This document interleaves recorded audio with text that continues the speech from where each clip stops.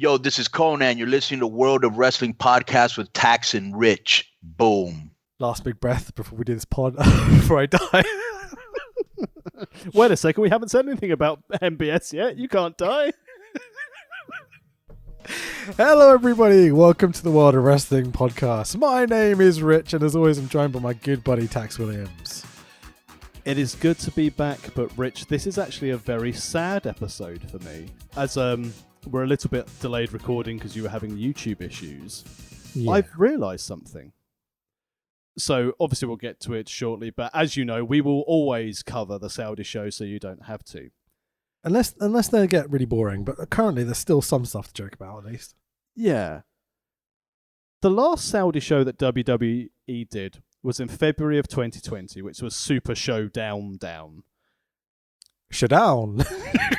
The capital D, yeah. And we covered that on episode 63 in our archives. Go and check it out on worldofwrestlingpodcast.com. But do you know what's the sad thing about that? Nothing comes to mind. Go ahead. That was the last podcast we did in person together. Oh, god damn. Bloody COVID and its distance podding. But this is numbered episode 116, which means this is the 53rd numbered episode that we have done. And then it made me realise I have not seen you in person for over a year and a half. And I find that very sad.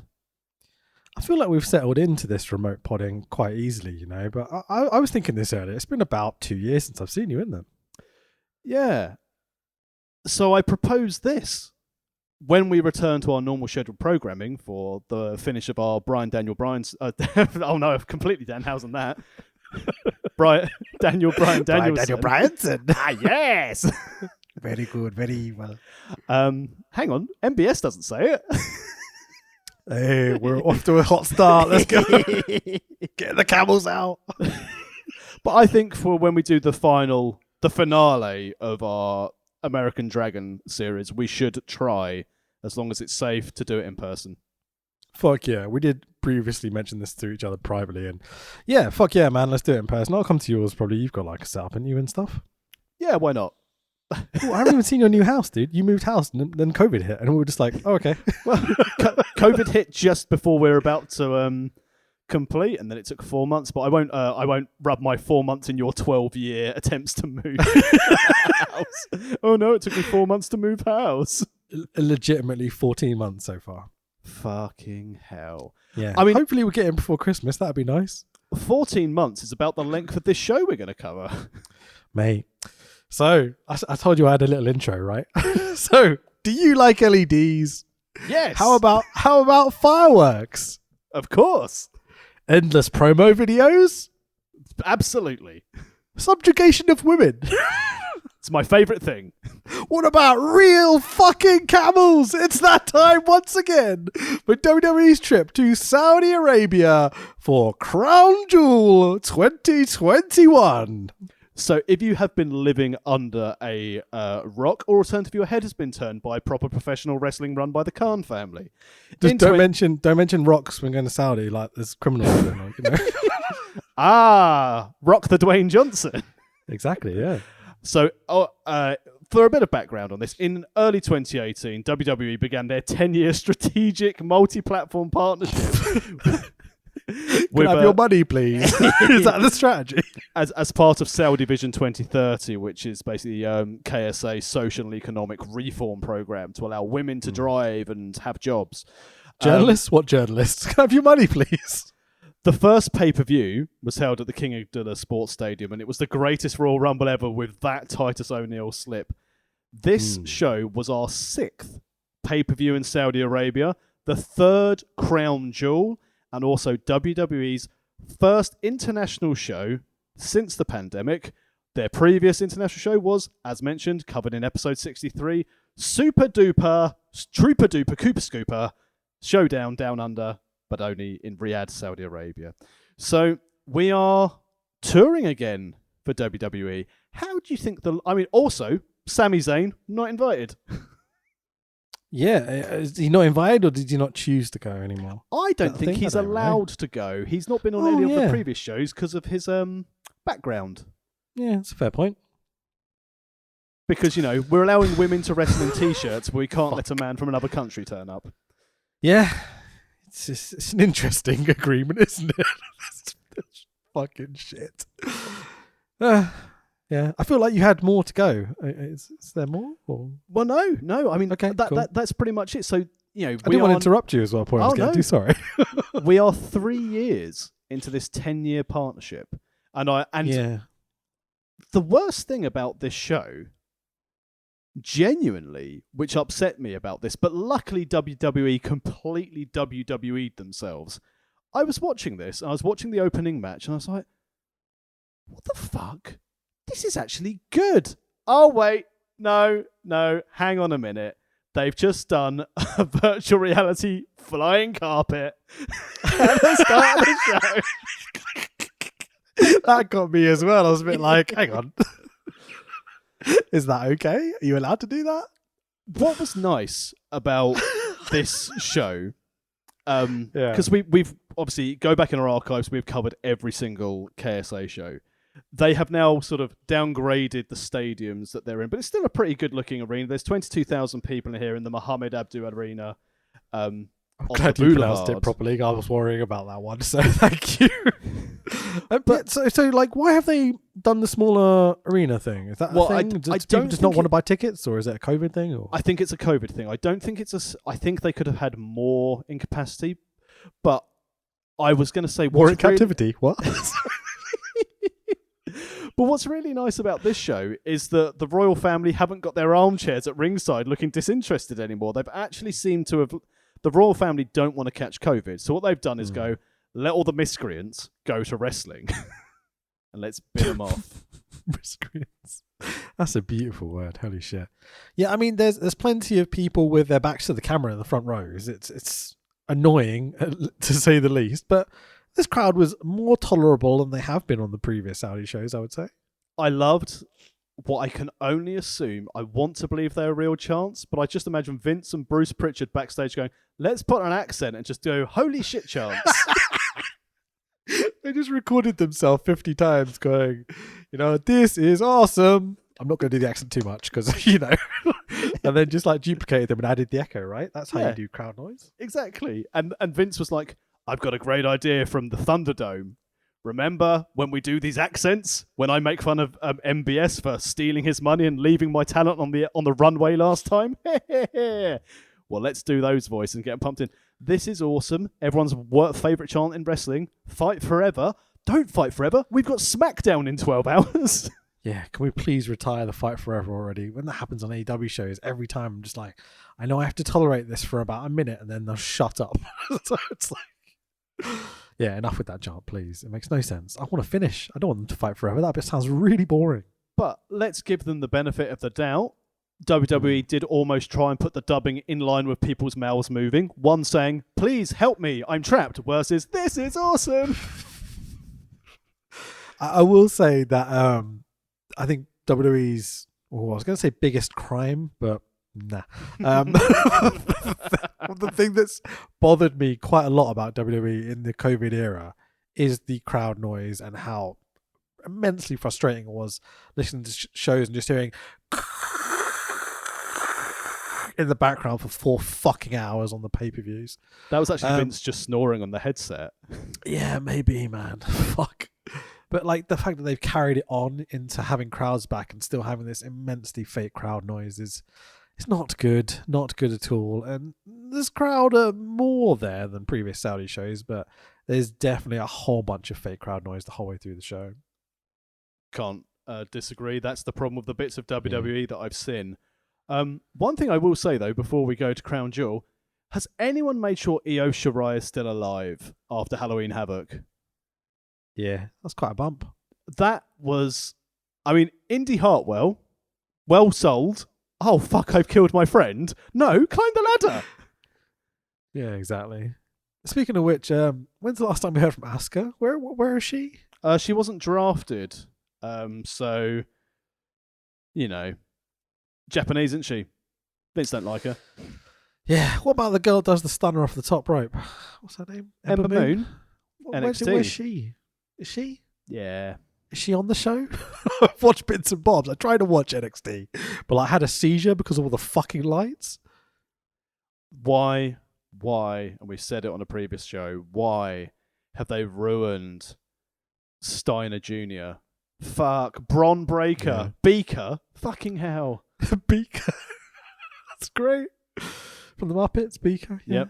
Yeah, that's good shit. But by the way, I have a bit of a sniffly nose, so excuse me if I'm a bit sniffly during this pod, lovely listener, but fuck it. Anyway, let's move on. So, Enter the Dragon will be back next week. We're taking a break, obviously, to do these beautiful Saudi shows, as we always do. So, pre-show, and I mean the pre-show, there was a big thing where WWE announced that the Brock Roman main event would be no DQ. And then they discovered that, actually, no, it's going to be normal. Just like, what? Like, they announced this on the pre-show. They go, there's going to be a no disqualification main event. And later in the pre-show, they go, it's not going to be a no disqualification. What the fuck is this? That was actually no DQ for who could get out of the stadium first. Oh, mate. I can literally picture Brock, Roman, Vince, and Paul Heyman sitting in a room backstage going, so how are we going to do it? You know? And it just led to, all right, we'll do the no DQs, the Usos can get involved, blah, blah, blah, blah. And Brock's like, yeah, okay. And then they go through it later. It's like, actually, let's do it this way instead. And it's just, it did feel like they were making it up on the fly a little bit. I love top knot Brock Lesnar. Yeah, I'm into it. Viking Lesnar. I love it. I mean, Vince McMahon, get a haircut. Fuck off, Vince. Sorry, Brock. Yeah, strange scenario to have before your big WrestleMania level card, whatever. The thing is, this card was probably better than Mania's card on paper. What do you think? Yeah, sure. Like, it's my typical thing with WWE, and I'm gonna try not to go on about it too much, is that they have some outstanding wrestlers, and this is a very, very good card they put together tonight. It's just the lack of interest in how they get there for me. It becomes really difficult, and the logic of who wins on these shows to who ends up being number one contenders on the following Raws and SmackDowns and stuff. Just the lack of consistency and logic is mind-blowing to me. So I find myself watching, like, even this has some really, really fucking good matches on it with a bit of a shitty crowd, if I'm totally frank. And just not really caring. You know, like, I really struggled to give a shit about this show at all. This is a problem I have genuinely with WWE at the moment, and as you said, the level of performance they've got on there are incredible. It's the best wrestling roster. They've lost a couple of the very tippy top wrestlers since then. But I think what they've realised is this. Oh, with Roman and Heyman and Brock, there's our Mania main event again, because that's a storyline that's compelling. We've got the Paul Heyman is who's camp's in. That's great. That'll sell Mania. Yeah, guys, what about the next sort of 6 months and the 23 hours of content we've got to cover each week? And that's what it is. Yeah, very much so. I think. Whereas I watched AEW. I assume you watched it live. I watched it early this morning. Sure. And I've got things like, why am I so now... I was going to message you and I was like, Serena Deeb versus Shida. I was like, this is mini modern Malenko Guerrero. Yeah, it was incredible. Such a good... That fucking finish, dude. Oh my God. It's glorious pro wrestling. It's Bret Hart levels of, like, that's a cool fucking finish, you know? And I like violent Moxley, who doesn't give a shit anymore. He beat the shit out of him, dude. I liked to genuinely fucking angry. Last time they wrestled, 10 had to go and get like surgery on his arm, and now Mox has beaten the shit out of him again. Kicked a fence into a fan. There's a man. Great.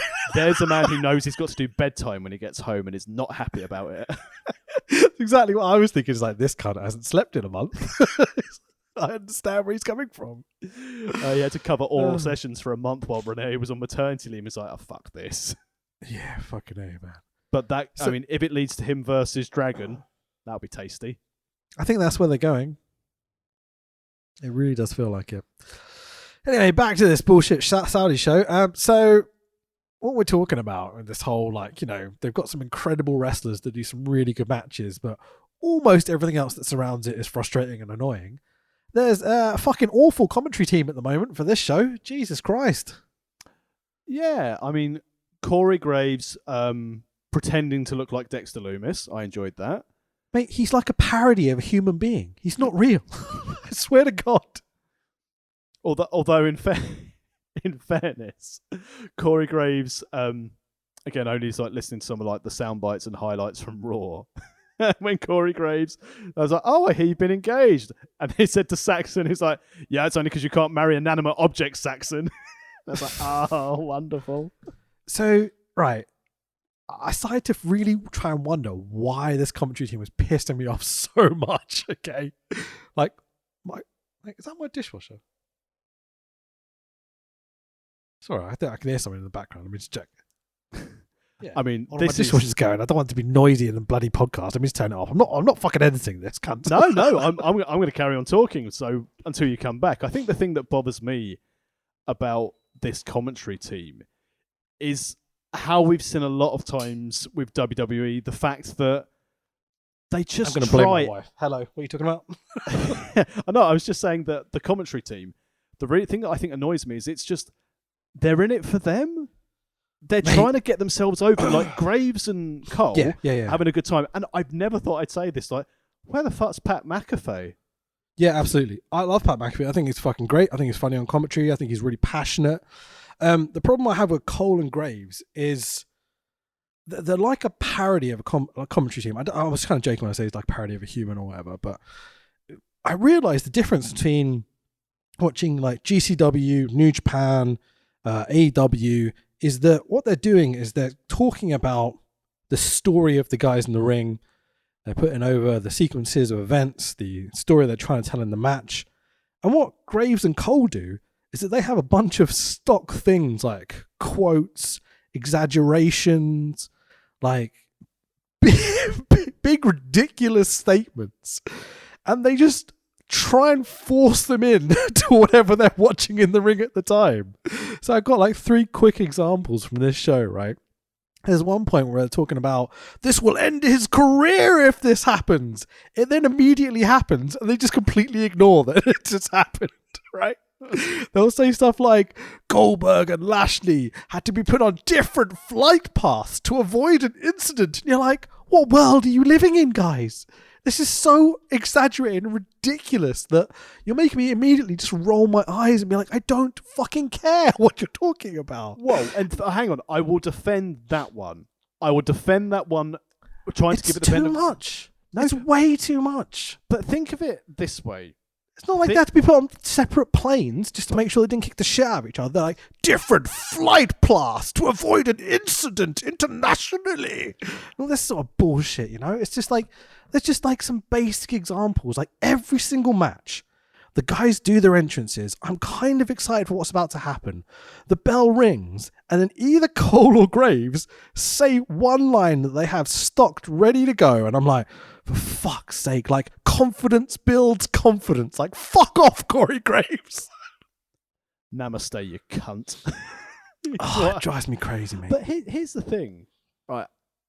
And I messaged you before about sort of the prospect of a WWE show in Cardiff next September. Sure. And like we're both like, if it's London, I might consider it.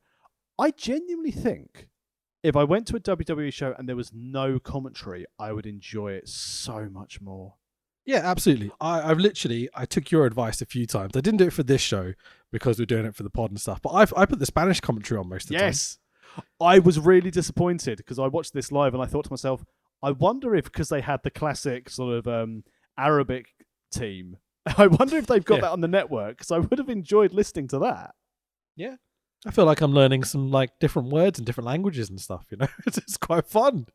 And like they sound passionate and interested. And I don't have to listen to fucking Michael Cole anymore, so I'm perfectly fine with that. I can't comprehend in what world people like watch WWE and listen to Cole and Graves, specifically those two. Like, I used to like kind of both of them. I didn't ever like Michael Cole. What am I talking about? Boom. I used to like Corey Graves quite a bit. But like he's just become this ridiculous exaggeration of a commentator. I just don't know how people can watch these shows week to week and listen to these people for 3-4 hours, like 5 hours a week. It's just But we've been spoiled. Intolerable. We've been spoiled when we grew up with wrestling, sort of new gen Attitude Era, where we had good commentators who didn't have Vince micromanaging them. The problem is, similar to every wrestler that goes through NXT, is cookie cutter and does exactly the same thing and speaks in exactly the same way. The fact that we've now got commentators who have to do everything, speak in the same way. The only reason why McAfee can get away with it is because he's got a bigger following and could live without WWE. Yeah, and he just doesn't seem to give a shit. Yeah. It feels like he's so loud and so obnoxious. The Vince is like, just can't get a word in edgeways almost, you know? He's just like, all right, fine, go do it. Like Rock would be or something, you know? Like Rock would just keep talking and we'll do his promo the way he's going to do his promo. I don't think Vince is really going to tell him how to do that, you know? Vince got confused and Pritchard's like going, we've got to wind it in, Vince. And Vince going, no, it's Jesse Ventura on commentary. Vince, it's Pat McAfee. No, it's Jesse. Yeah, I'm not sure if Vince knows what century it is at this point, but whatever. The other thing with this show that really, really fucked me off, let's get this out of the way, is the giant LED screen behind the ring. Imagine watching a football game and each player has got a fucking TV behind them. It's so fucking stupid. I know I'm an old man shouting at clouds here, but I was kind of had to not blinded, but just like catch myself every now and again and be like, that's fucking bright, that background, isn't it? Well, you know, they've got to use those LEDs from the Thunderdome somehow. Got to claim the tax allowances off them. It's like someone shining spot lamps in your face as you're trying to watch a sporting event. It's so overly done. Like the giant columns, the LEDs everywhere, the lights on the crowd. Like, it's like, just let me focus on the fucking wrestling. Wait, someone in KSA shining a light in someone's face? Don't know what you're talking about. Blah, blah, blah. Commentary team is shit, blah, blah, blah. Pre-show Usos. One of the best things in WWE right now. Put them on the pre-show. Fuck them, right? Oh, and also reform the Hurt Business just so we can have a tag match for the Usos to beat. Yeah. Why break up the Hurt Business and then reform them? At least stick to your guns if you're going to fucking break them up. The Hurt Business was the best thing about Raw in the pandemic. Yeah, fucking A. Absolutely great. Love it. I didn't watch the pre-show because, you know, there's only so many hours in a day to be miserable. And I'm a parent, so it's most of the time. Yeah, I only caught it because we streamed reactions for Wrestle Talk we did for charity. Like we do every one of these Saudi shows. And I happened to just be helping out with streaming stuff at that point. So I knew this was on the pre-show. So watched it. Usos top heel tag and stable in the whole company, instantly overworking his faces tonight.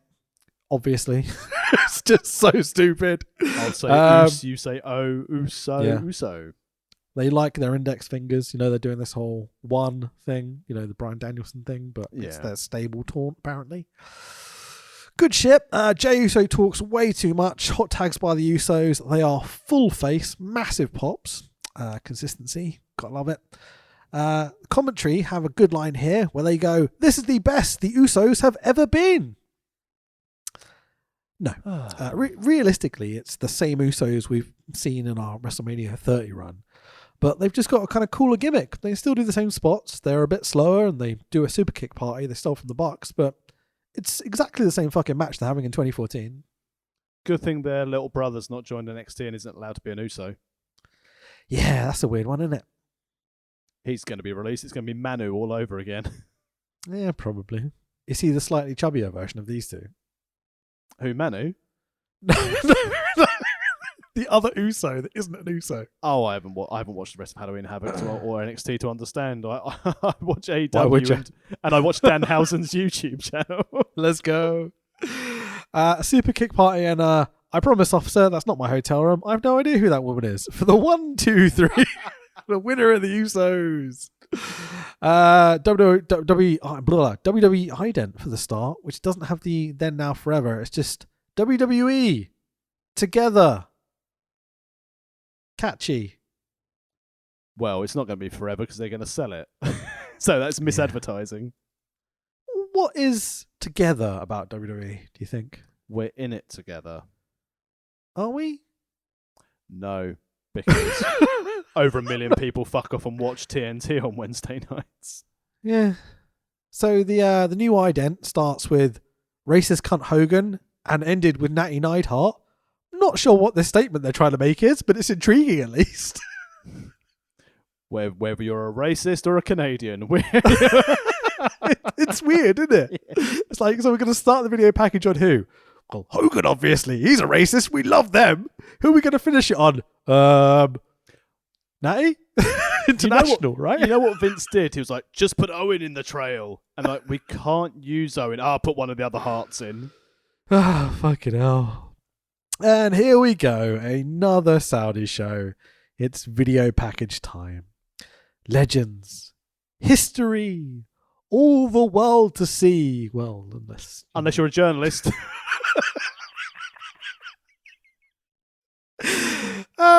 Runs down the matches with a single word over with the voiceover every time. Fearless, powerful, etc., etc. MBS. Alan Shearer's favourite WWE show. Does this mean we're not allowed to Newcastle now either? Oh, fucking hell, mate. I'm looking forward to losing all my young players to Newcastle in the future, you know? And they're also looking forward to losing their arms. Yeah, sure. Oh, I just realised why there's jokes about Newcastle, because the people who do this show now own Newcastle. No, they definitely don't own the company who bought Newcastle. Nudge wink.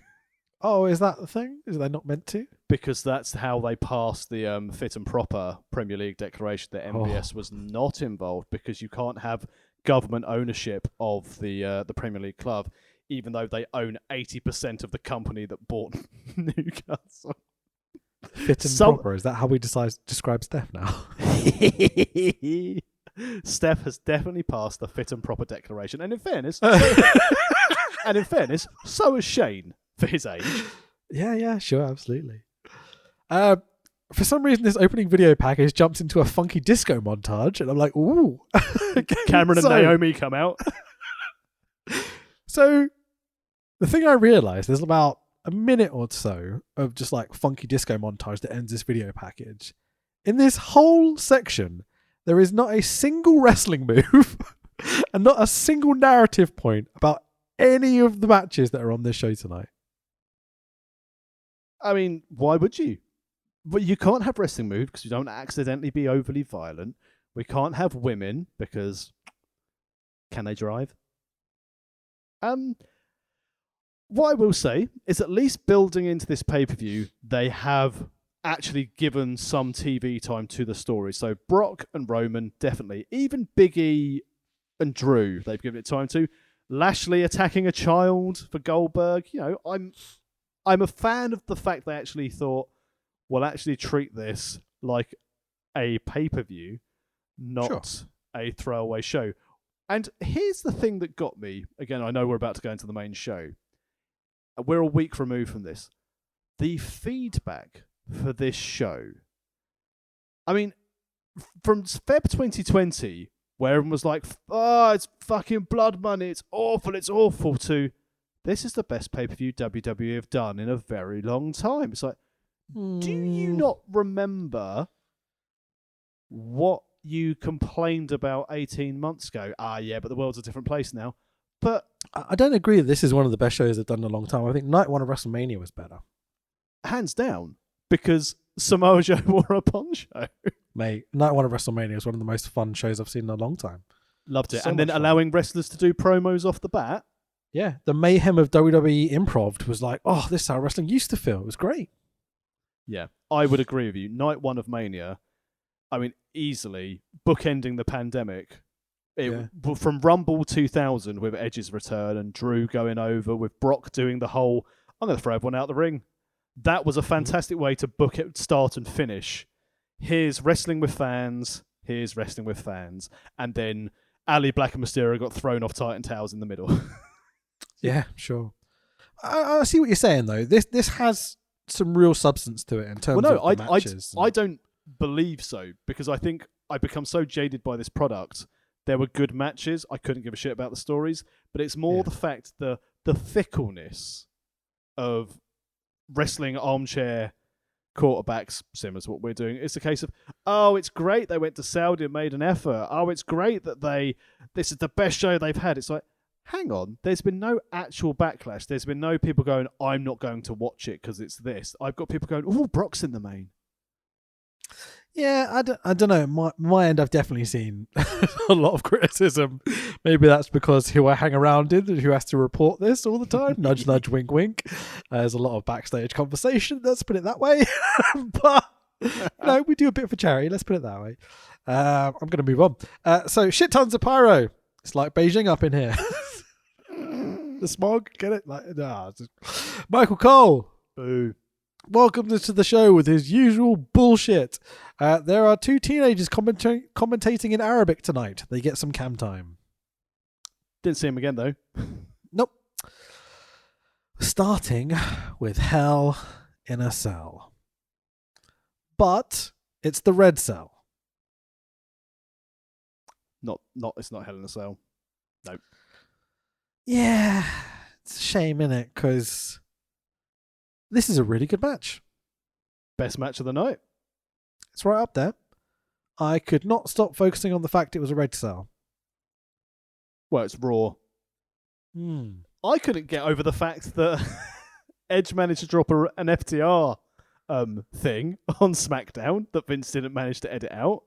Oh, did he? That was great because he used their shoot names because when he was on the phone going, "Don't go back to the house. I'll get so and so and so and so to deal with it," which are the names of the revival. Oh, I didn't realise. Oh, that's great. That's really fun. I like the fact they had Rollins' home invasion and WWE didn't go with the someone's broken in someone's house, gun, or throw them through a window. Nah, like Arn's bogarted the gun kind of gimmick at the moment. You can't steal that from him. So's Alec Baldwin. Oh, that's dark. Fucking hell, that took me a second. That's very dark. Ooh, not sure how I feel about that one. It's a film reference. Look at me, I understand film. Yeah, is it though? It's more of an accidental murder reference. Well, if Arn Anderson had had the gun, it would have been intentional. Oh. It's good to be back. Yeah, exactly. What I read the other day was, Arn and Sid when they got into the fight over the scissors? Yeah. Do you know that Arn got stabbed 20 times in that fight? I've heard. I didn't realise it was 20 times. I knew they both got stabbed and Vader had to save Sid's life by sticking his thumb into his like a manual tracheotomy. Yeah, literally. I didn't realise that Arn Anderson got stabbed 20 times, or so the story goes. I started looking at photos of Arn Anderson trying to find stab wounds. I can't see a single one.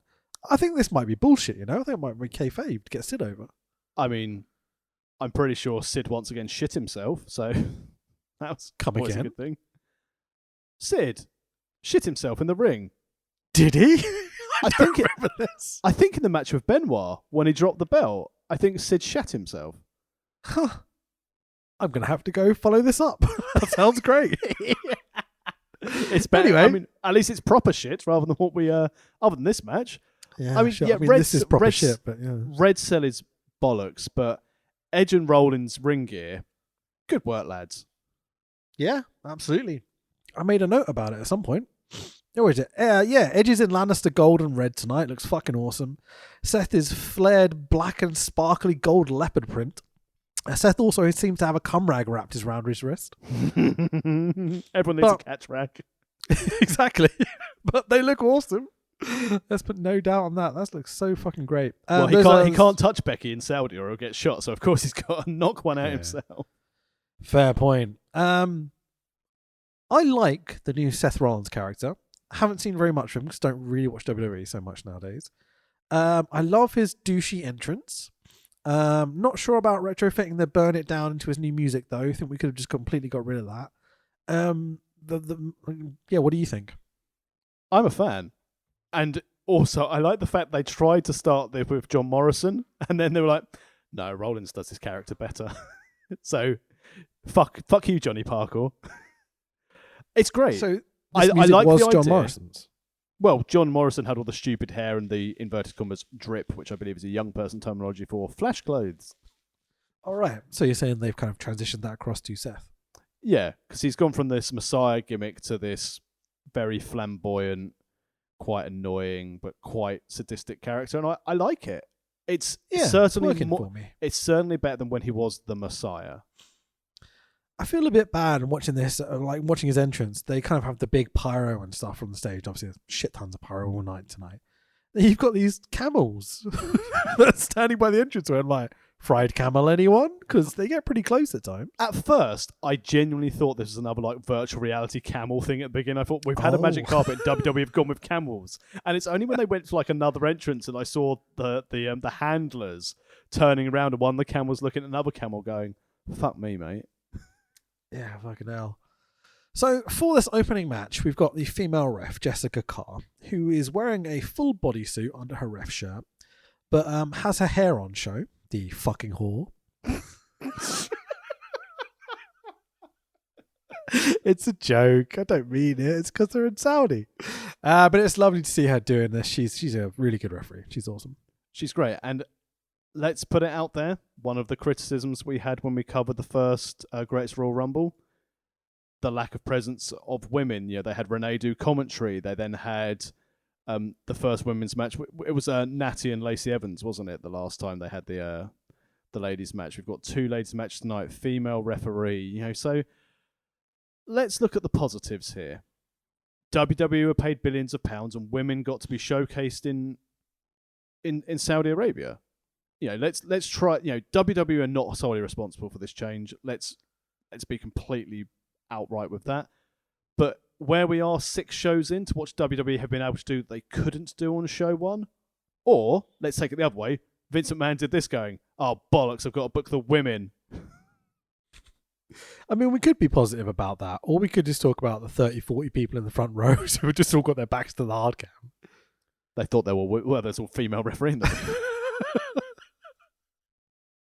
Nah, genuinely, it's nice to see this progression. I feel so uncomfortable seeing these women being forced to wear these bodysuits still. I'm just like, it's just such subjugation. Even that little thing is like, not even a little thing, it's quite a major thing.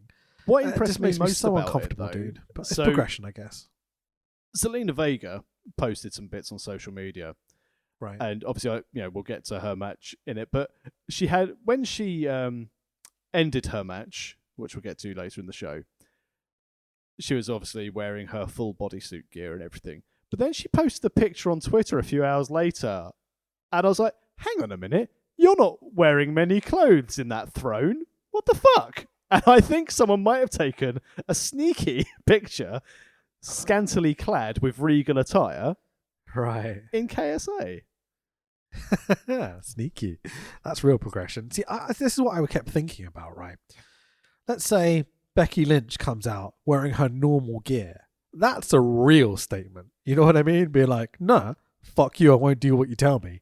But then we're going to get a plane on the tarmac for the next 3 days again. So it's probably not with the one best less idea. with one less passenger going home. Yeah, exactly. But like, we need to get to that point if we're going to make a change. But I don't want to die. I'll go out in a bikini if you want me to. Don't think it's going to help very much. So, but like, I feel like that's what I kept kind of wanting to happen. Someone just come out in their real shit and not care about this bullshit. But yeah, also I'm sure they don't want to die, as you say. So I think it's weird, if Vince isn't it? really wanted to do it, he'd do what he did at the last Saudi show where he jumped off on the plane early. He'd get the plane started, he'd have the ladies go out and wrestle, then he'd get them through backstage, get them on his private jet and fly them home straight away and be like, "Yep, thanks ladies. Oh, by the way, while you're in your Fucking wrestling gear, that looks uncomfortable. Maybe you want to take that off and bark like a dog." Vince, no. No, Vince. So this match between Edge and Rollins, it's kind of good. It's a tad PG hardcore spotty like WWE, but that's okay. There's nothing wrong with that. Edge has the double homo-suicide locked in, but Rollins stabs a bitch in the eye with a bit of a chair. Really fun. Rollins uses the kill switch on Prettier on Edge, and commentary credit the move to Edge. And you're like, hang on. Wrong guy. Edge shoves Rollins off in the best spot of the whole fucking match. They're up top. Edge shove Rollins, bounces off the side of the cell, bounces into a table. What a great spot, man. Seeing people bounce around the cell like that looks so fucking cool. Really nice. Only seconded to the finish. Yeah, like, just hold on, before we get there too much. Oh, yeah. So that when Rollins bounces off the side of the cell and goes through the table, it got a genuine pop out of me for the first time during this show. And then they proceeded to do a super, super duper slow-mo where they show Rollins getting his hands up and protecting himself. And then falling back. And I was like, no, don't do it. Like, their insistence to show slow-mo replays and everything is... It's needless on this sort of spot for me. Paul Heyman has finally sold them the one-time replay button that they had back in old ECW, the super slow-mo replay. Fucking A. So, both lads start pulling out all the signature and reference to the past spots. Really, really fun. Super solid match. Gets us to the point where Edge drags the ladder out from under the ring. It turns into a 20-minute, let's set up this and tease something off the ladder spot, where it kind of like takes forever to get there. But it ends in like this kind of like, there's a sunset bomb off the ladder bit, and it kind of looked a bit weak. Like I was hoping they were going to go for something a bit more, you know? I wonder if after bouncing off, I know obviously protected, I wonder if like bouncing off the cell, they were like, we're 25 minutes in now, pretty tired. Yeah. People have got their backs turned to us. We're killing ourselves. Let's just take this nice and easy before the finish. Yeah. I mean, it's 38 minutes since the start of the show.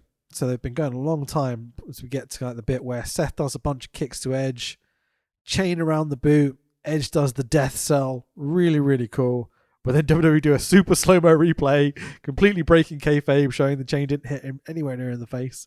It's all these little minor things in the production that started to really kind of piss me off because I was really enjoying the match. It was like all the other bullshit. Yeah, know? I mean, don't get to the fucking finish when they did the replay. Fuck me. Yeah. So Edge gets kind of maniacal, won't let Rollins tap out to the double homicide with a fucking wrench. If you could dodge a wrench, you could dodge a fucking whatever. So apparently Edge calls this the Glasgow grin, and I'm like, it's called a Glasgow smile, mate. Well, you know, international language differences.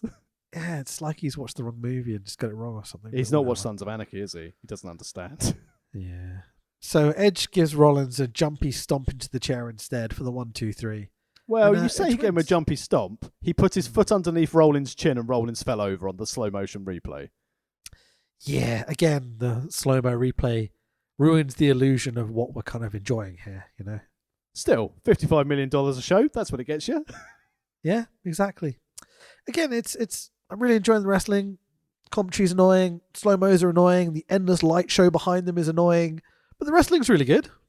I like the fact we're complaining about distractions in the background, yet AAA, we embrace it. Oh, because it's funny. Yeah. This is awful.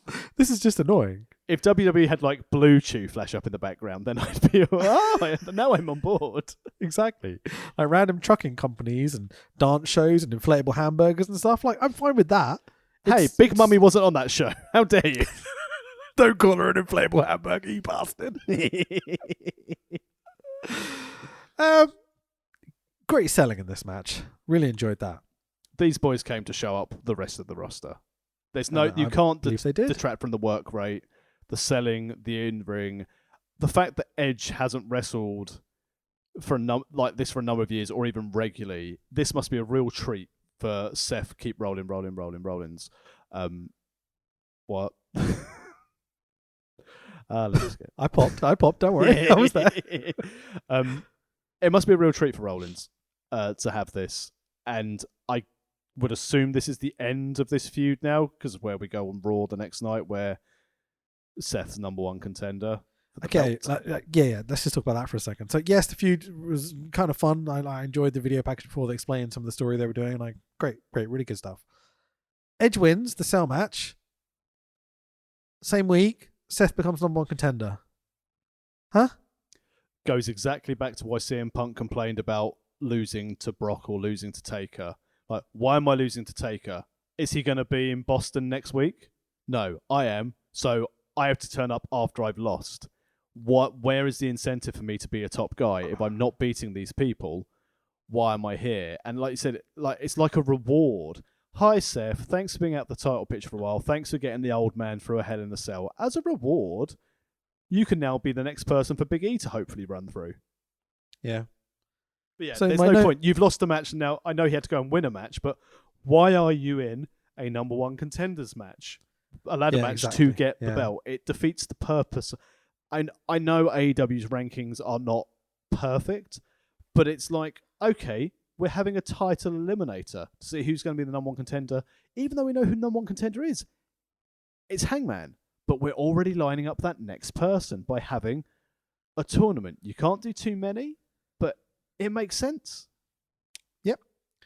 It's, this thing that we've discussed quite a lot when we're doing the 2014 stuff, especially, whereby, Vince doesn't see it as a sporting event like I would like it to be presented as. It's shown as like a movie. That's what his famous quote is. What is it? Something along the lines of, I make movies, I make whatever. Drinks from the bottle of water. Yeah, exactly. Like, I realized why that quote, that phrase really offended me like so much. And I've struggled to explain it in the past. But we've had a bit of a break, so I had time to think about it. I really came to the conclusion of it's a massive fucking insult to movies. Yeah, big time. If I go to a movie and it doesn't make any fucking sense, like, it's illogical. And like the person in the opening scene has their leg broken. And the next scene, they're running down the street.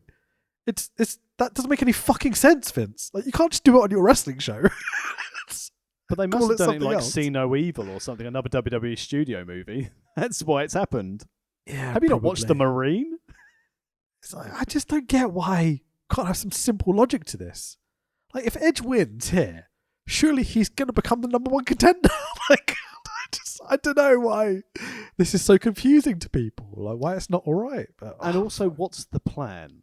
So exactly. Because if Edge was going to have a big feud going into Mania, he's not, because he's not going to be here for 2-3 months now. Yeah, so why is he winning the fucking point? match? Exactly. It's wrestling, it's not real. People are happy to see Edge for Edge. Edge doesn't need a belt. Edge doesn't need anything. He doesn't need to win. Yeah, he doesn't. And that's why Rollins should have gone over here. Sure. WWE, buy our t-shirts. We put literally zero effort into any of them. Please buy them. The Roman Reigns one's quite good, but the rest of them are shit. So. You know who does sell good t-shirts though? World of Wrestling Podcast. So make sure you go to amazon.co.uk, buy yourself a t-shirt. It's getting cold now. Buy yourself a hoodie. Help the podcast out to pay for our exciting project we are going to be doing. We have a WCW 2000 t-shirt that is fucking awesome. Go buy it. 3 more video packages later. I can't be bothered to explain them all. Fucking hell, there's a lot of them tonight. Mustafa Ali versus our hometown hero. It's Mansoor. Hang on. Wait a second. What's the Minotaur doing here? Oh, it's Mansoor. I wrote my notes down. Imagine if it was they bought back Minotaur for this, or Minotaur, or whatever he was. I'd be in for that. That sounds like fun, yeah. Or Minotaur versus El Torito. Okay. Speaking of like slightly racially insensitive or species insensitive. Species. Ali seems to have his first name back. What kind of loser has a first name? Well, in fairness, he got that back in Retribution because he demanded to be referred to as Mustafa Ali. And cool. WWE are making a very big thing about this match. It's the first time that 2 Muslims have wrestled together on a WWE pay-per-view. Because what love WWE the are doing phrasing. Now, I love the phrasing. 2 Muslims. No, 2 Muslim people, Vince. People. Yeah. And they're going on... I don't know why WWE are doing this at the moment, because they're very much... Like with Sasha and Bianca Belair, they're like, it's the first time 2 black women have headlined a WrestleMania. It's only the second time women have main evented a WrestleMania, Vince. What are you doing? Sure. Yeah. We have black women on the roster? What do you mean they're main eventing? Who did that? Fucking hell, Vince. And again, let's just clarify that comment as well before people get upset about it. I think it is fantastic that people of different backgrounds have that representation at the top of the card. I just don't think that WWE need to continually bang the drum of look how great we're doing. Look what we should have done 15 years ago. But they should have been doing it for the last 30, 40 years. You know what I mean? Exactly. And they weren't. It's great they're doing it now, but they shouldn't be like waving a big banner going, look what we're doing. Because if you read between, it's like, why haven't you been doing it before? Mate, we're watching shows regularly for this podcast from 2014. That's not that long ago, and their women's division is a fucking disgrace. It's a disgrace. It's sexy. So, Tax, can you remind me why these 2 lads are in a team in the first place and why they're feuding? Because I couldn't quite work it out. Well, Rich, would you believe it? I have it on no authority whatsoever. This is the first ever Muslim tag team to tag on a WWE pay-per-view. Oh, good stuff. No, wait a second. No, So because is there a story associated with that? Yes. Mustafa Ali has discovered Mansoor, and Mansoor's trying to be like, oh, we can be friends. And Mustafa Ali's going, no, I'm the only Muslim in WWE. And Mustafa Ali's going, can we both, I think there's room in WWE these days for multiple people from different ethnic backgrounds. No, said Mustafa Ali. Vince only wants one of everything, mainly white middle-aged men. Oh, everywhere. But I tell you what, though, Mustafa Ali, why don't we be a tag team together, and then Vince will get confused and think we both look the same. Great idea. Let's be a tag team. So they tag together for a little bit, and then they fall out. Can they coexist as a tag team? Mansoor being the good, happy babyface, Mustafa Ali being the slightly bitter heel, and and this storyline's gone really quick to, oh my god, can they coexist to, oh shit, we're feuding. Yeah, I mean, I've never heard this story of a tag team being broken up and can they coexist and blah, blah, blah, blah. Ever in WWE. They've never done that before, have they? No. I mean, it's amazing they didn't give him the tag straps, because that was what they always did with Cena and his multiple tag partners, who are always his enemy. Yeah. Both lads are wearing blue and gold tights. Tag team.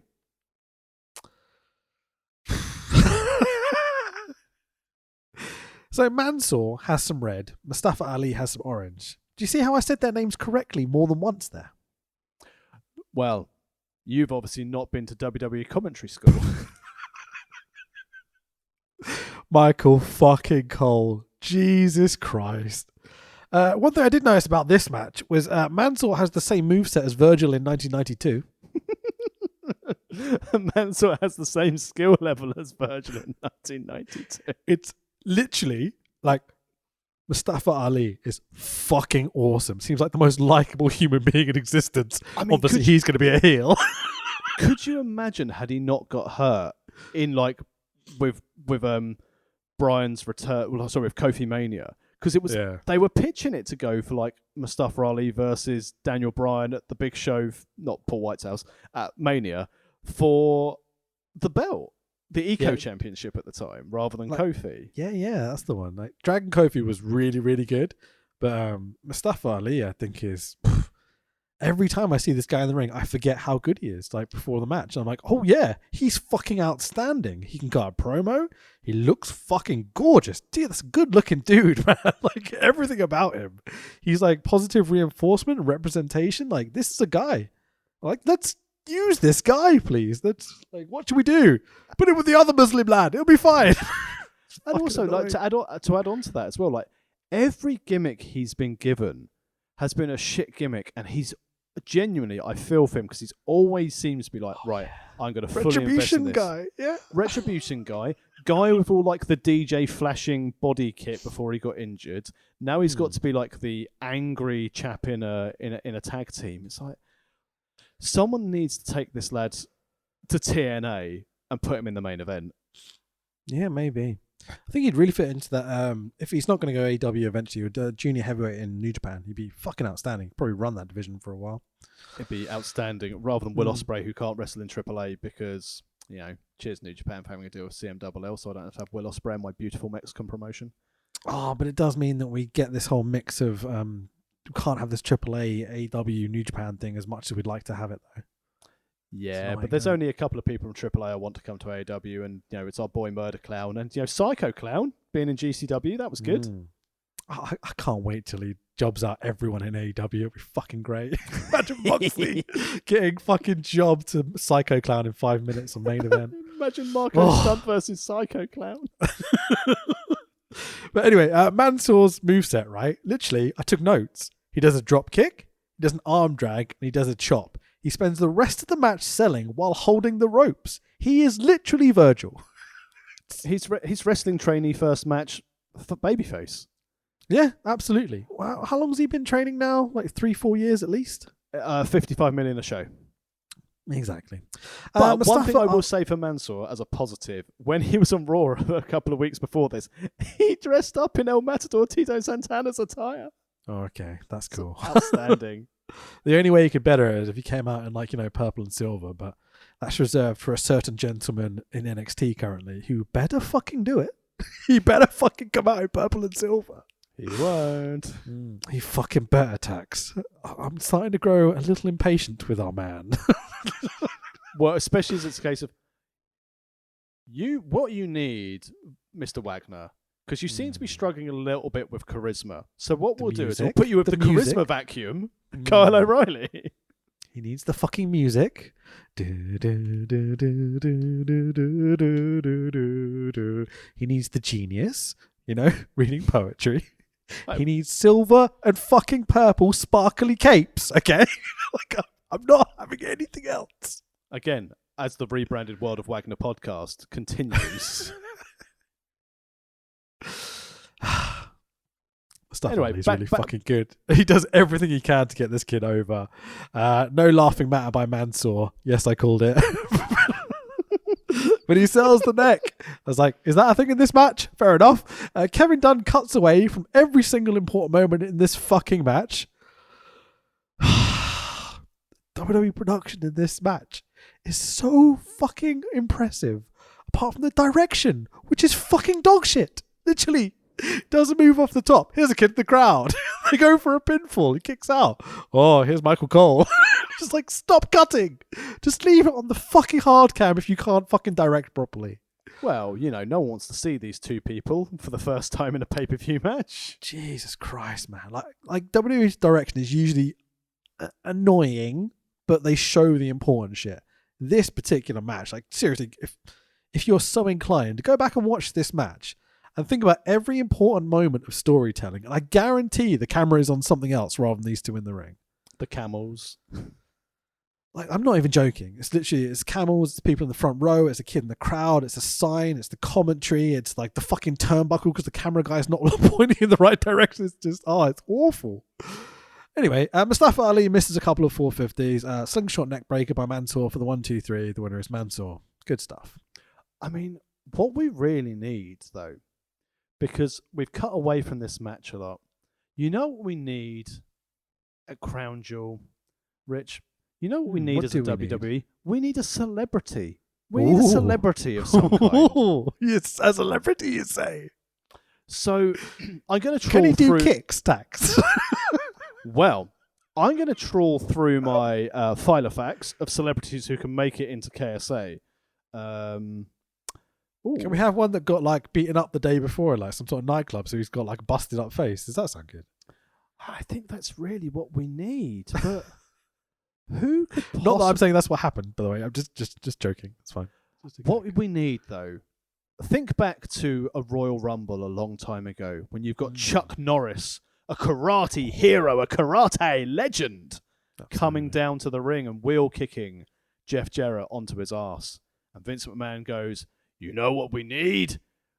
We need the Arabic Chuck Norris." And at that point, Bruce Pritchard goes, "I know, and a 2020 Olympic karate silver medalist." When this lad comes out, there's some delightfully generic music that goes, "Hiya!" I was like, no way. Wait, Kai and Ty here? Went, "Hiya!" I'm like, here comes a Saudi ninja. What the fuck? This is great. He was in Retribution once. I was in fits of laughter, dude. The second I saw this dude coming out with his face coming up like a fucking ninja, and the music goes, "Hiya!" I'm like, oh, I'm in. Whatever this is, I'm totally in. I was so happy that Saudi Glacier arrived. Oh, mate. If only they had the snowfall and the spotlight as the do. It would have been so blood good. runs everywhere. I mean, blood runs cold. Oh, fucking hell. So it's Tarek Humdi, apparently, according to Michael Cole. Pretty sure that's not his name, but, Michael Cole is Michael Cole. Tarek Humdi. That is correct. But he says Humdi, like he's from Alabama or something. Oh my God, I'm going to get in my Humvee. No, Tarek Michael, Humdi. It's not a car. You're not renting a Humvee. It's Tarek Humdi. Yeah, that's what I said. He drives a Humvee. Oh, Fucking so hell, Michael good. Cole. So funny. He is apparently a karate Olympic silver medalist, so you couldn't get the gold medalist, obviously. Well, but luckily he was allowed to keep his hands for not winning the gold, so it's okay. Yeah, fucking loser. So Swift kicked him Mustafa's face. Brilliant. Yeah, should we move on? I mean, fuck it. Nothing to say about the match, really, is there? Nothing at all. Needs to be said. But Cool. what we haven't had so far is probably a video package for a while. An in-ring segment. Is this the part where we have... Sorry, my notes are a bit jumbled. Is this the part where we have Natty and Titus in the ring? Yes. With the beautiful pink belts. Now, in fairness to WWE, their outreach, their genuine charitable work for tax deduction is very, very heartfelt. The cynicism. Wow. But I don't deny the wrestlers genuinely care about this subject matter. So Sure. having Titus, end of the video package, Natty, Neidhart, and 4 survivors from cancer in the ring with pink belts, that was a nice touch. And again, to have the female involvement in the show again, wouldn't have had that 6 shows ago. So I think really good, supporting the charities, identifying that there are these specific sort of cancer charities, for breast cancer charities for the women of Saudi Arabia. Again, really positive message. So whilst I jest about it, probably the most sincere part of the show.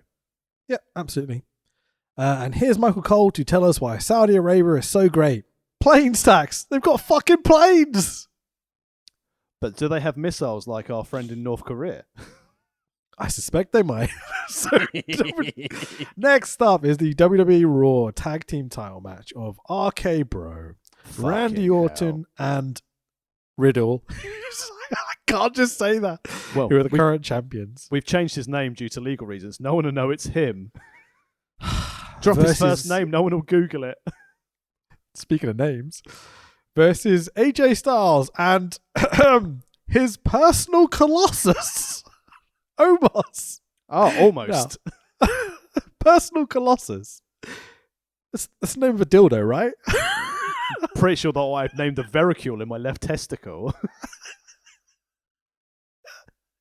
Whip out the personal Colossus, It's got 10 vibration settings. My. I honestly could not stop laughing. He's like, his personal Colossus. Not the Colossus or whatever. It's AJ Styles, his personal Colossus. Omos. And you're like, Omos or whatever his name is. He's like, what? Like he's his pet or something. You know what's happened here? So AJ went behind everyone's back and kept on going to Undertaker and going, okay, please can we wrestle in your last match? And they're like, okay, we'll go and do that. And then Vince McMahon was like, this guy shouldn't have too much power. He's from TNA and from Georgia. And then the following year, he was like, come on, Triple H. I know there's a pandemic. Do you want to wrestle at Mania? Please, please, please. Expecting Triple H to buckle. And Triple H was like, I'm not fucking wrestling you. My father-in-law would kill me if, again, I went behind someone's his back to do a match of you. And then Vince is going, what's Dalton Castle doing here? No, that's AJ with different hair. Oh, fuck. I thought we said Dalton Castle. Well, we don't like him anymore. Put him not with just a Colossus. His own personal Colossus. Adding the word own makes it sound almost endearing, like his personal Colossus. I don't know why. It's so awful. The fucking hell, man. So, I watched this video package to start this because I'd not seen much of it leading up to it. The pre-match video tells us the story, and it goes, Omos interfered in a match. Right? What a dirty heel. The story here seems to be, oh, he's big, isn't he? He's a personal Colossus. There's no fucking story. What is this shit? I'm just like, okay, he's a big dude. Yeah. So we've got Randy Orton, Matt Riddle, AJ Styles, and they're like, oh, but look at the big guy. So stupid. Sorry, something's just popped up on my watch for work, and I've obviously not missed it. I've obviously missed a couple of messages, but someone who I've never met before from my work called Leonardo, I'm sure he's a nice chap, just went, hi, Tax. Nice meeting you. I'm here because of this conversation.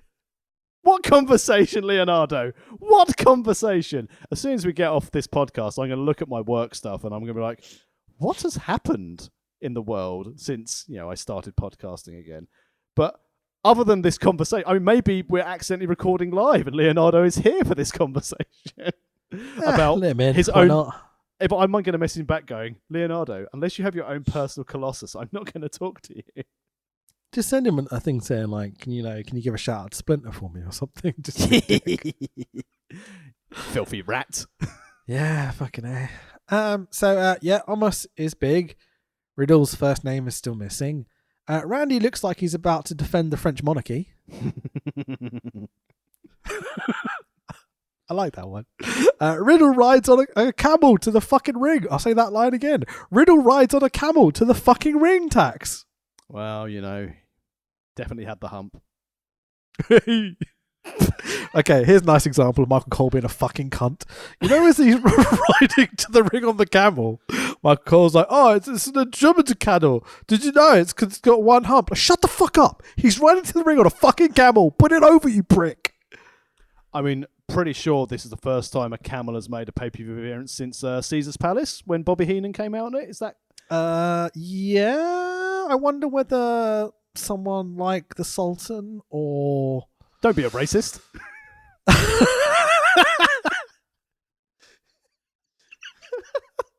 I swear someone came out on a camel once.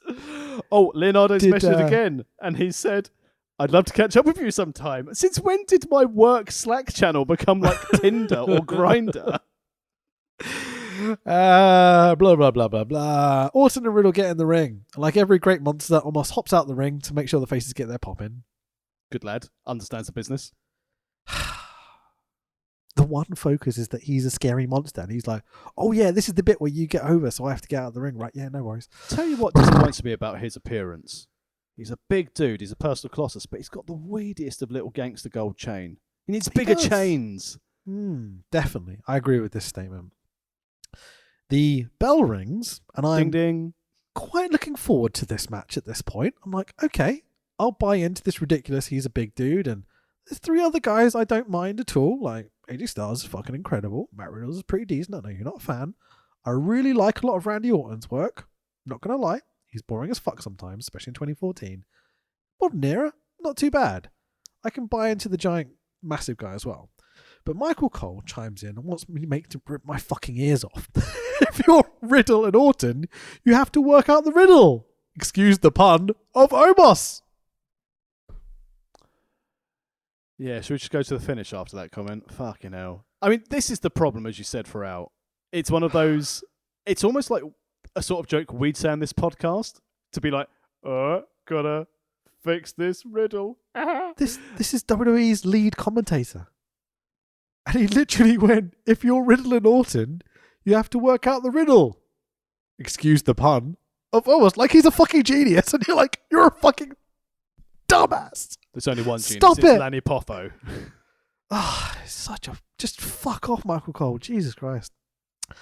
This match is more pantomime. This match is more pantomime than a fucking pantomime. And if you... Well, how you... He's behind you. Phenomenal forearm by AJ gets caught by an RKO to Orton. I can't say words anymore. Fucking knows. Floating bro. His spinny front flop senton thing. Floating bro. Fuck me. For the 1, 2, 3. And RK Bro retain in a super silly pantomime slapstick match. It's kind of dumb. House show match. Yeah. And because Orton did the RKO, Cole and Graves have to chime up. The 3 most devastating letters in WWE. Out of nowhere. 3 most devastating letters in WWE. RKO. Out of nowhere. Out of nowhere. Fucking shut the fuck up, you dumb cunts. I think you'll find the most devastating letters in WWE are KSA. Yeah, fucking A. Why do they say this shit every single fucking time? Just shut up. Just shut the fuck up. Vince and Bruce on headsets. Yeah. Like, I almost feel sorry for them. But, like, we've done so much Michael Cole recently that I just can't fucking listen to him. And having a week off because I had to deal with some like fucking horrible family shit and stuff. That went well, by the way, so I'm good. Don't worry about it.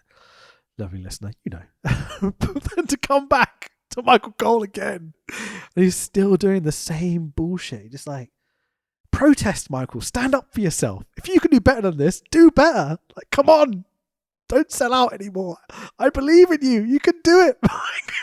You're a former war correspondent. But you know what, Rich? Fuck. So I'm going to move on from this match. And earlier, Please we do. had I'm probably WWE. gonna have an aneurysm if you don't. So like, we had WWE, racial profiling its talent. They put Mustafa Ali and Mansoor together for no reason other than the fact they thought it'd be a good mix and nothing else. Well, sure.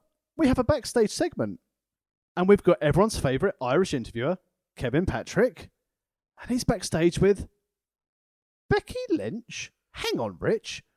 Why have these two been paired together, I wonder? Because Vince just wanted to hear these words. Triple threat. Just over and over again. I have a genuine, a terrible, it reflects badly on me story, but I will share it on this podcast. Go for it.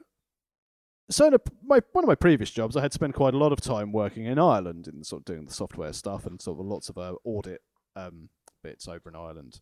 Sure. And I'd always, obviously, I'd have to stay in a hotel when I was there. And again, I'm going to Ireland maybe once or twice a month. And it would always tickle me when the lovely people in reception would always say to me, okay, Mr. Tax Williams, you're going to be staying on the 3rd floor. Third floor. There's a turd on the floor. Nice, I love it. And always they would say, thanks a million. But obviously in heavy Irish accent, it sounds like, thanks a million. It's like, I've got 1 million tanks now. Love it. And genuinely, I will say this to any of our Irish listeners, from the Republic of, I've also been to Northern Ireland, but this is mainly in the Republic and predominantly in Dublin.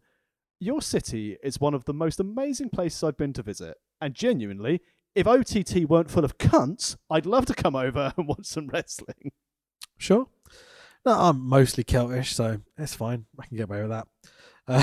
Right? I think that's how it works. Yeah, let's go on it for the concept of rap music, and it should be fine.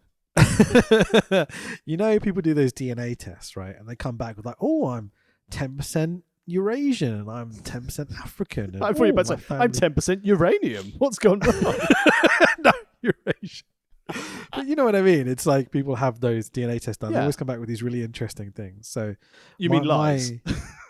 Well, who knows? But my dad had it done, or did it, because my stepmom, who's Brazilian, whose heritage is like, Italian, Portuguese, Brazilian, like a bit African, a bit European, right? So hers was really interesting and like diverse and stuff. My dad's get his and it says, you are English. It was like, oh, fuck. It was like, you are 30% Celtic and 70% British. And it was like, all right, cool. There was nothing else. It was so funny. Oh, God. I never forget Money him well telling spent. me about it. Just pissing myself laughing.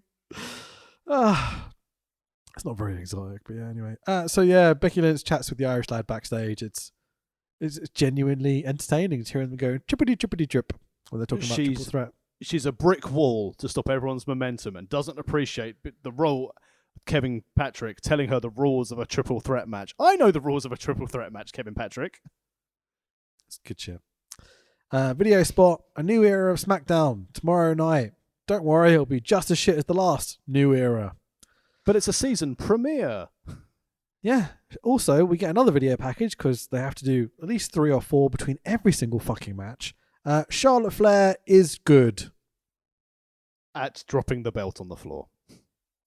Yeah, I enjoyed that segment. I thought it was really good. Yeah, genuinely. I think people have been worked. Yeah, maybe. I don't know. Oh, Andrade and Pac. Oh, tasty. Tasty. Good stuff. Really good stuff. Andrade, Park, Ali Black, Cody Rhodes, all in that little feud together. Yeah, throw me in some Lucha Bros and maybe, a couple of other boys here and there from Mexico. Ooh, I'm a happy boy. Clown, Murder Clown. Can you imagine if he turns up in the Hulk suit? Give me Murder Clown versus Lance Archer. Bruh, Yes, please. have him actually do a work rate match? What are you talking about? No, he squashes the little guys. That's how this works. No, he squashes Lance Archer. I forgot that's how we book Murder Clown. Yeah. And then he DDTs Jake Roberts. That's what I want. Yeah, sure. Takes the snake. He becomes the snake guy. That's his gimmick now. He can choose to use it whenever he wants. Right? Mr. Iguana gets eaten by Murder Clown. Absolutely. Kenny Omega main event. 1, 2, 3. Out you go. Should we go on to the Queen's Crown final? I want to talk about Murder Clown more. Is that all right? No, we've run long already. All right. Queen's Crown 2021 final match. It's not the Queen of the Ring because, you know, the Prince Lad won't be happy. It's Zelina Vega versus... struggling to say attacks. Piper Niven. Piper Niven. Yeah, exactly. Drop.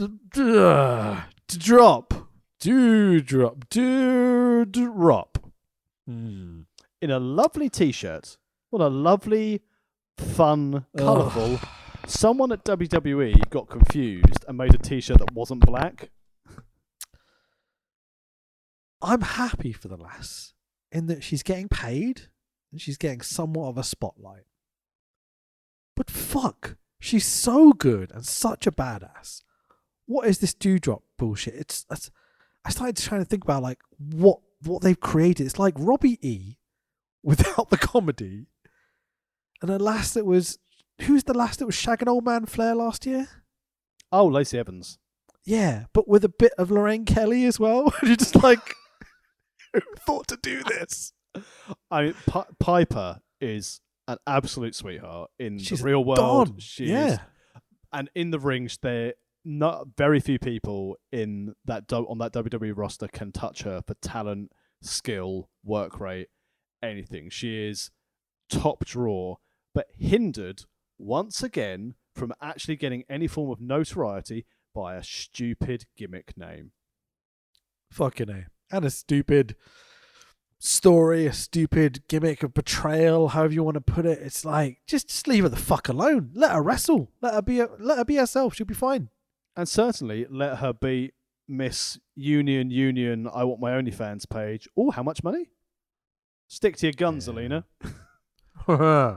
So, Cole goes, there's a grit and never back down in Vega. Love it.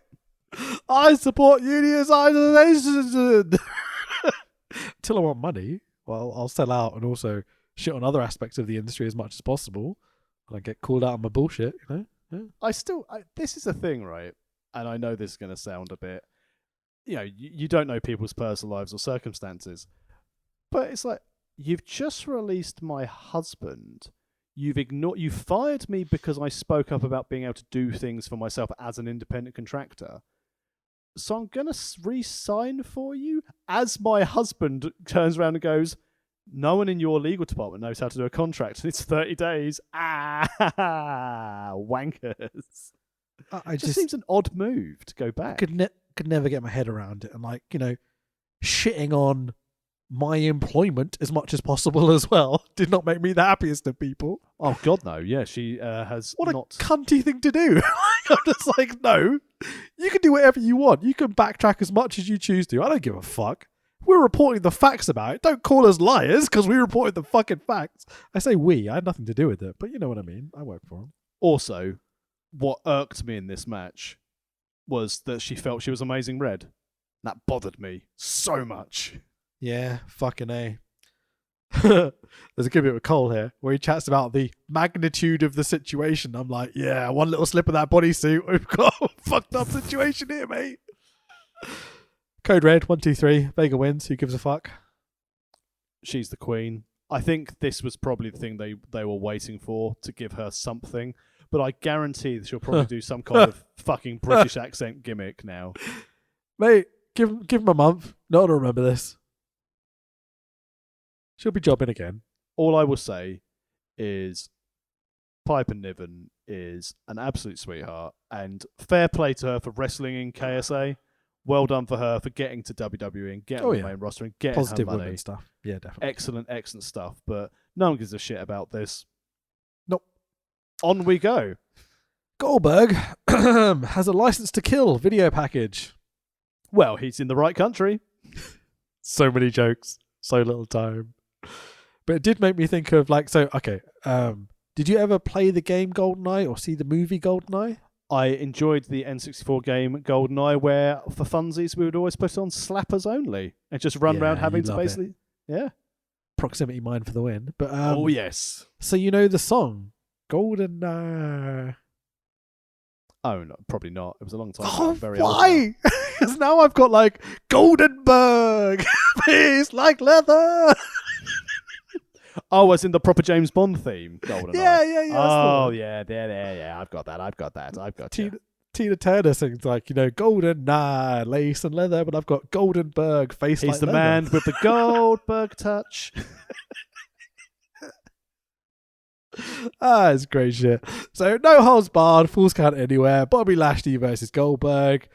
Going into this, everyone was like, Bobby Lashley's going to win, right? And I'm like, are you fucking kidding me? Of course he's not going to win. It's Goldberg. It's Saudi. Of course he's getting a fucking job. Please, can we have Lashley versus Lesnar? Please, can we have Lashley versus Lesnar? Yeah, I don't think they're going to give it to us, I mean, there's more chance of this than Goldberg versus Riddle.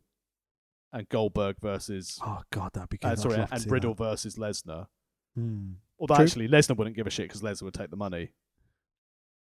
I think they might do it eventually, but WWE tend not to give me what I want at this point. Give me what I want. But, who knows? I will say, Bobby Lashley main event, big fan, have been for a long time. Bobo in the black on black long tights, that's some gang shit right there. He looks fucking awesome. Get ready. I'm glad you're sitting down to record this. Best Goldberg match since he's been back. Yep. Agree. It's not a high bar, let's be honest, but it's all right. Last time we saw him, he killed The Undertaker. So at least here, he tried to kill Lashley, but Lashley no-sold it and walked away. Oldberg almost fell out of his dressing room door when the security knocked on the door. That was quite fun. Because he was struggling to stand up because he's very old now, like me. Yeah. Do you remember that Rollins and Edge had a chain earlier this evening that was heavily involved in their match? Hey, no one talks backstage about what they're doing in their matches. Start of the match, Bobby grabs a chain out of his tights and the bell rings and goes to town on Billy. Cole calls a ladder a table. Was Billy in the trousers or are we talking Billy Goldberg? Oh, hello. Cole calls a ladder a table. Every single fucking show, dude. I swear to God, Michael Cole does not know the difference between chairs, ladders, and tables. No, like, and I know, like it's an easy mistake to make. Like, I totally get it. I'm sure you've done it. I've definitely done it. But it's Michael Cole. He's the lead commentator for WWE, and I swear every single fucking show he makes this mistake at least once. But is it him saying, or is it Vince in the headset? Cole, he slammed him through a ladder. Vince, it's a table. Ladder. He's just slammed him through a ladder. Good boy. Yeah, who knows, mate. Spears, jackhammer, Oldberg randomly steps up and struggles to take off his gloves. It's quite funny for a little bit. Oldie gets his knee stuck on the apron as he joins Bobo on the outside. Another pay-per-view where someone does a spear through the bell ringer area. It's like, is that every pay-per-view this year someone's done that now? I mean, it might be a riddle. Excuse the pun. Bet he got his bell rung. See? Mockery. Michael Cole would legit say that at a show. It's like, oh, I'm so great, me. Look at me. Everyone does this spot where they go through that little fucking sidewall thing. Every single fucking show. It's like, why? Just don't do it for one show. Well, that could be said about everyone in AEW just setting up Excalibur to go, Tope Suicida. Yeah, sure. Hurt Business takes some bumps for some oldie. They do a cool spear off the ramp through some tables. Really, really fun spot. 1, 2, 3. Winner is Oldberg. Lashley no sells it, walks away after they've gone, oh my God, Lashley's dead. Oh, he's not dead. Oh. But again, didn't Goldberg promise death? I did not get death in this match. He's got a license to kill. Didn't use it, did he? Left it in the airport. Son of a bitch. Genuinely good match. Love the end spot. They fell quite a long way and they fell quite safely as well. So I'm happy about that. Don't want to see people die or whatever. Unless it's been promised, then whatever. So much Bischoff promised us HLA and we got it, so it's all right. Yeah, factual. So like with Edge earlier, my question is Goldberg wins. So why? Contract. Yeah, it's like, is Goldberg going to the title scene now? Because that's the natural progression, right? Well, have you, other than the ladies, have you not noticed the run so far? Even though they were technically a heel team wrestling's face. Usos win, face. Edge wins, face. Mansoor wins, face. Riddle, RK Bro wins, face. Queen's Cup, no one cares. It's women in Saudi Arabia. Apparently per Vince. Goldberg versus Lashley, face, wins. If you look through the rest of the card, Rich, do you see a heel winning any of these matches? Yeah, it's facing McFaces, isn't it? Yeah. Send the fans home happy. Oh well. So Survivor Series video package. There's a kid in an Arsenal shirt behind Cole. Big up yourself. I see you scraped past. What was it, Burnley yesterday? I mean, Lucas Moura is a bigger saint than Piper Niven, as my turd football team continues. But in fairness, I tell you what's been quite nice. My colleague Warren, who is a lovely chap, love working with Warren at the company I work for. He's based in Toronto in Canada.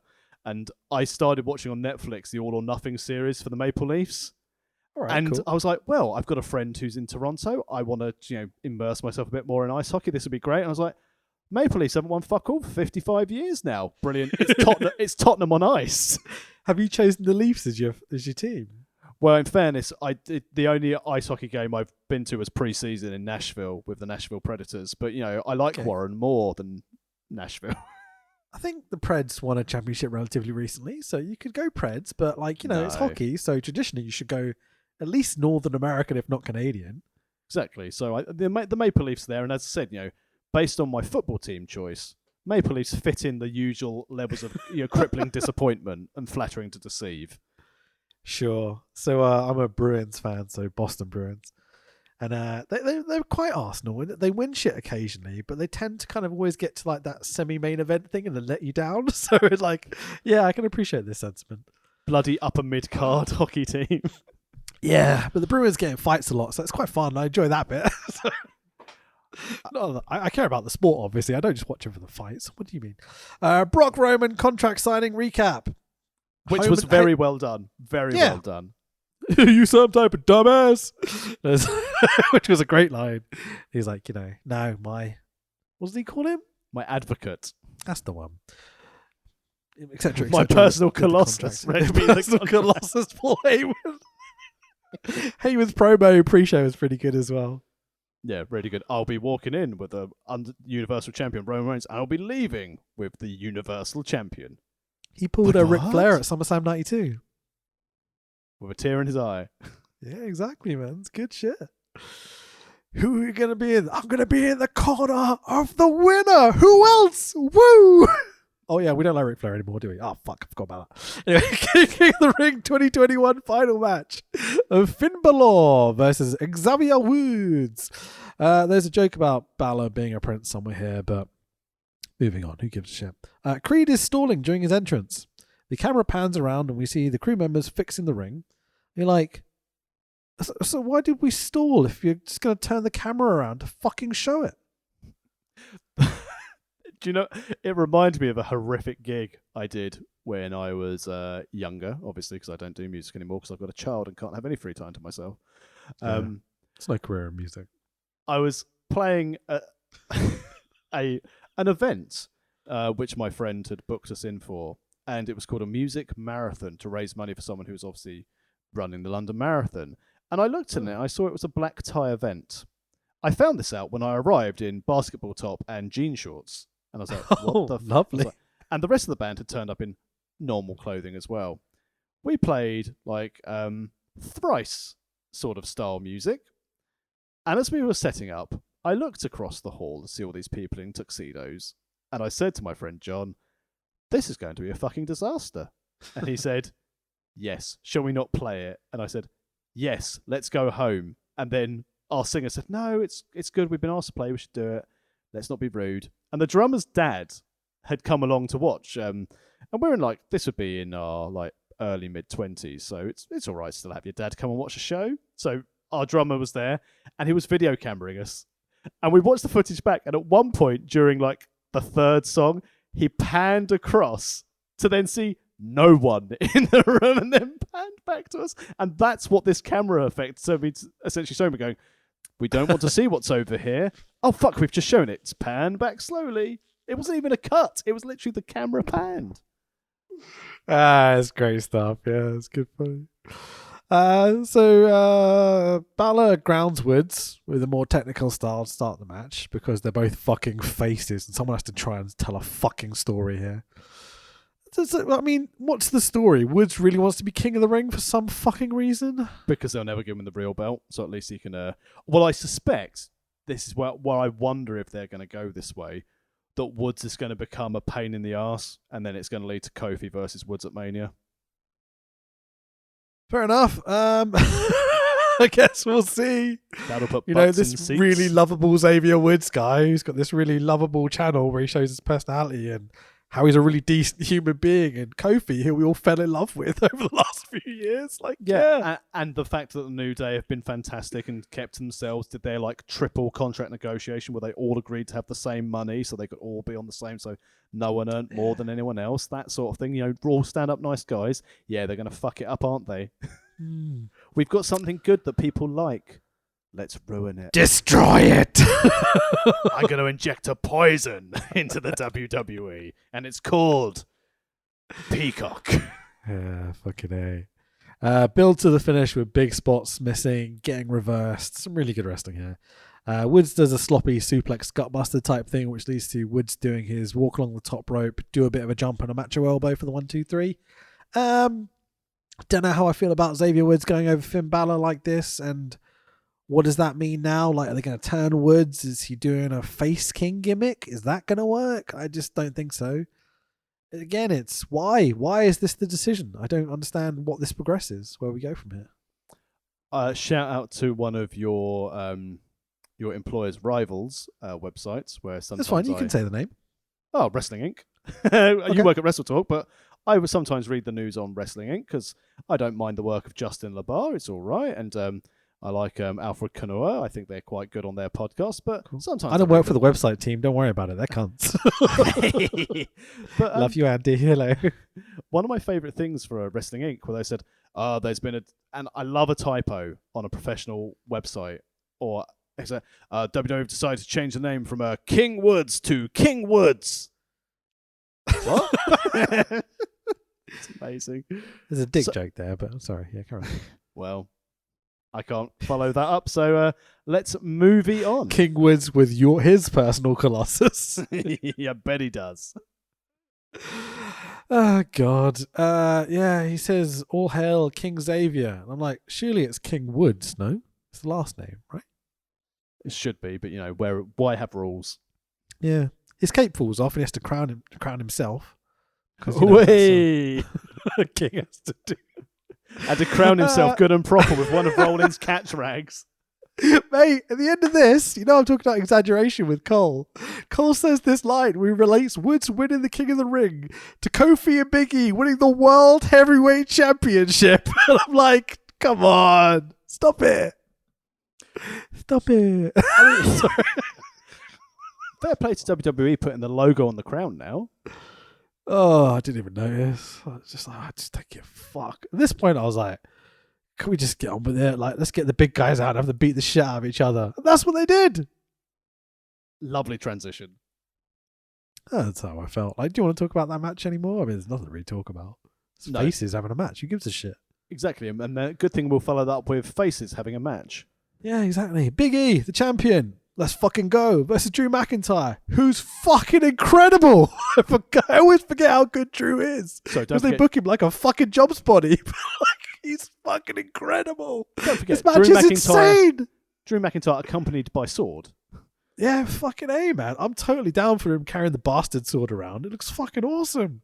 These But two like- boys are what WWE look like and should look like and will look Bruh, like. big boys bumping meat. I'm all about it. What was it? That Big E said about he wanted his match with Goldberg? Because it'd be like, was it big meaty men and Yeah, Oh, bumping God. meat. bumping meat or things like that? Yeah. Yeah, exactly. But this was great. This was really good fun. There's no fucking story. Two faces. Oh Apparently, no, Drew- there Go is a story because Drew couldn't challenge while Lashley was champion, That's not a story. That's a matter of convenience. and they took the belt off, and then Drew turned up and went, "Well, like anyone would. I couldn't do it before, but now I can, and therefore I shall." Yeah. There's no tension. There's no rivalry. That's not storytelling. That's not how it works. You know what I mean? Look at how they've booked fucking. I'm not going to do the AEW thing, but MJF and Darby. Look how they've booked that feud. It's fucking brilliant. Like, I care. I don't like Darby Allin. I like MJF's promos. I'm not that keen on his matches. I can't wait to see that fucking match now because they built a story. It's not complicated. But Drew couldn't challenge for 3 months, and now he can. Oh, yeah. His sword is called Angela, apparently. I'm like, Colossus is a well better name. What is it, right, with these inanimate objects being named by wrestlers? Like, Abyss had Janice, Yeah. who last time I odd, isn't it? checked was a nasal woman from Friends. Yeah, true. Janice. Speaking of inanimate objects, Michael Cole can't say the words WWE Championship. And I'm like, fucking hell. Diabolical. Again, commentary ruins this very fun match. Had I turned it off, I would have enjoyed it a lot more. Bro, Corey Graves, is this a duck on a pond situation? Fine on the surface, but underneath, chaos. Those fucking ducks and their chaos-ridden flippers. What the fuck are they playing at? Ah, you non-buoyant bastards. Kick your little web feet. No, the top half is fine. It's the underneath that's dangerous. Those fucking orange flipper cunts. It's chaos. Oh my god, one just took out a fish. When they duck down, does that mean that like the head is Quack. now chaos? Corey Graves. I used to defend this guy, but what a cunt. What an awful fucking commentator Wow. he is. That is the dumbest fucking line I think I've ever heard on WWE commentary. There's been some real fucking stinkers over the years. Is it a duck on a pond situation? Fine on the surface, but underneath, pause, chaos. There's one thing I hate in life, and it's those bloody duck on a pond situations. Fucking chaos ducks everywhere, mate. That reminds me of like something that like Jamie Redknapp said. It was like, up top, refrigerator, cool. Neck down, oven. Oh, for fuck's sake. Big men do indeed bump their meat. Big fucking power moves. And I do mean big. These two are fucking great. Jumping suplexes, throwing each other across the ring. Big stiff strikes. It's fucking great, man. Oh, and a stretch muffler in this match as well. Loved it. Good to see a stretch muffler. Like that. Drew still being able to keep up at his size. What? He's unbelievable. And this is the pure sign of maturity and going back onto the indies, which is why when things open up a bit more, it's going to be so good for a lot of these released talent, especially the poor women and men from ROH who are going to get to go and do their craft on a more regular basis on the indies without sort of Ring of Honor constraints. It's Sure. But Drew, from when he went back to doing the indies, what he did in TNA and his time in NXT, you could just tell that he is now the complete Luger. Don't say that. but He's I the know what you total mean. package. Yeah. Luger. You have to throw Luger in there. Why? You seem to be having too much of a nice time. I thought I'd ruin it. Claymore connects. Big E kicks out at 2. No problem Can he whatsoever. do that, Joey? I'm fine with that. It's cool. It's a big match. It's a big moment. This is good. Big ending is a fucking terrible finisher, but he hits it for the 1, 2, 3. And still WWE champion Big E. No problem with that. Loved it. Drew is a fucking monster. Post-match respect between the two. Yeah, it's fine. served a purpose, got Drew's title match out of the way. I'll be interested to see what they're going to do with him, because obviously, we're not far off. Survivor Series is just a throwaway where we pretend to give a shit about who we work for, Raw or SmackDown. And we fucked it up with the year we brought up NXT, and they were really, really good, and it was helpful to get them ratings. But no one gives a shit. The New Year's Day pay-per-view, no one will care. Then it's into Rumble. And I wonder if at Mania, if they don't let Damian Priest win the Rumble, if they'll go with something like Drew Damian Priest as an interesting match to have. Here's an idea. Give Drew the belt, the Intercontinental Championship, and let him destroy everyone. And then have Drew versus Big E, face versus face at Mania, title versus title. Have them come down the ring on those little carts with the ring ropes on it. Absolutely. 100%. Love it. Absolutely love it. Drew's going to win at whatever pay-per-view's here next September. Yeah, maybe. It's amazing how easily we can book WWE. It's not difficult when you've got guys like Big E and Drew. I mean, that Lashley looking phenomenal, Rollins and Edge, great stuff. I mean, where's Kevin Owens? He's good. Matt Rushmore is calling. Pre-show pre-show recap. Usos beat Ced and Schultz. Be a star. Is that like Billy and Chuck? Yeah, I mean, jobbers to the stars, Ced and Schultz. They shouldn't be, but they fucking are. Be a star, Riyadh. Unless, well, Put your hands up on the stage if anyone of you've been bullied. Because every WWE superstar puts their hand up, though we all know who the bully is. Vince McMahon. Yeah, almost the exact words I wrote down. Good stuff. WWE SmackDown, a women's bloody hell championship triple threat match of Becky Lynch, the current champion, Sasha Banks, and Bianca Belair. Right, okay, yep. 3 fucking awesome wrestlers. Recap of the SummerSlam screw job. Now, here's a quick question. Was that played into the stadium? Oh, I wonder. Maybe, probably. Because remember the first show where they showed like a video package. It had Carmella in Carmella attire. And they were livid. Yeah. So I wonder if this was played in the live stadium or if this was just for the network. Imagine if it was just like they just drew on the bodysuits to all the footage. Like the blue dot that Vince loves. Yeah, this is what they wear all the time. How do they show WWE shows? They just don't have the women's matches, I imagine. I'm pretty sure Carly's still champion. Oh, okay. Isn't that India? That's not Saudi Arabia. That's racist. WWE are confused. Okay.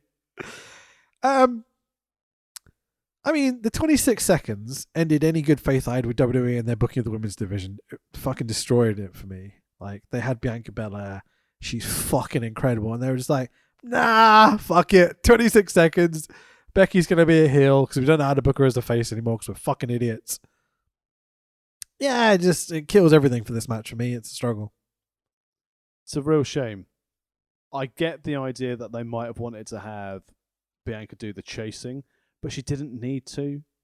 Like, Becky could have done the slow burn heel turn, like the I want your belt, I want to do this is great. Or have this as the amazing thing for Becky's comeback.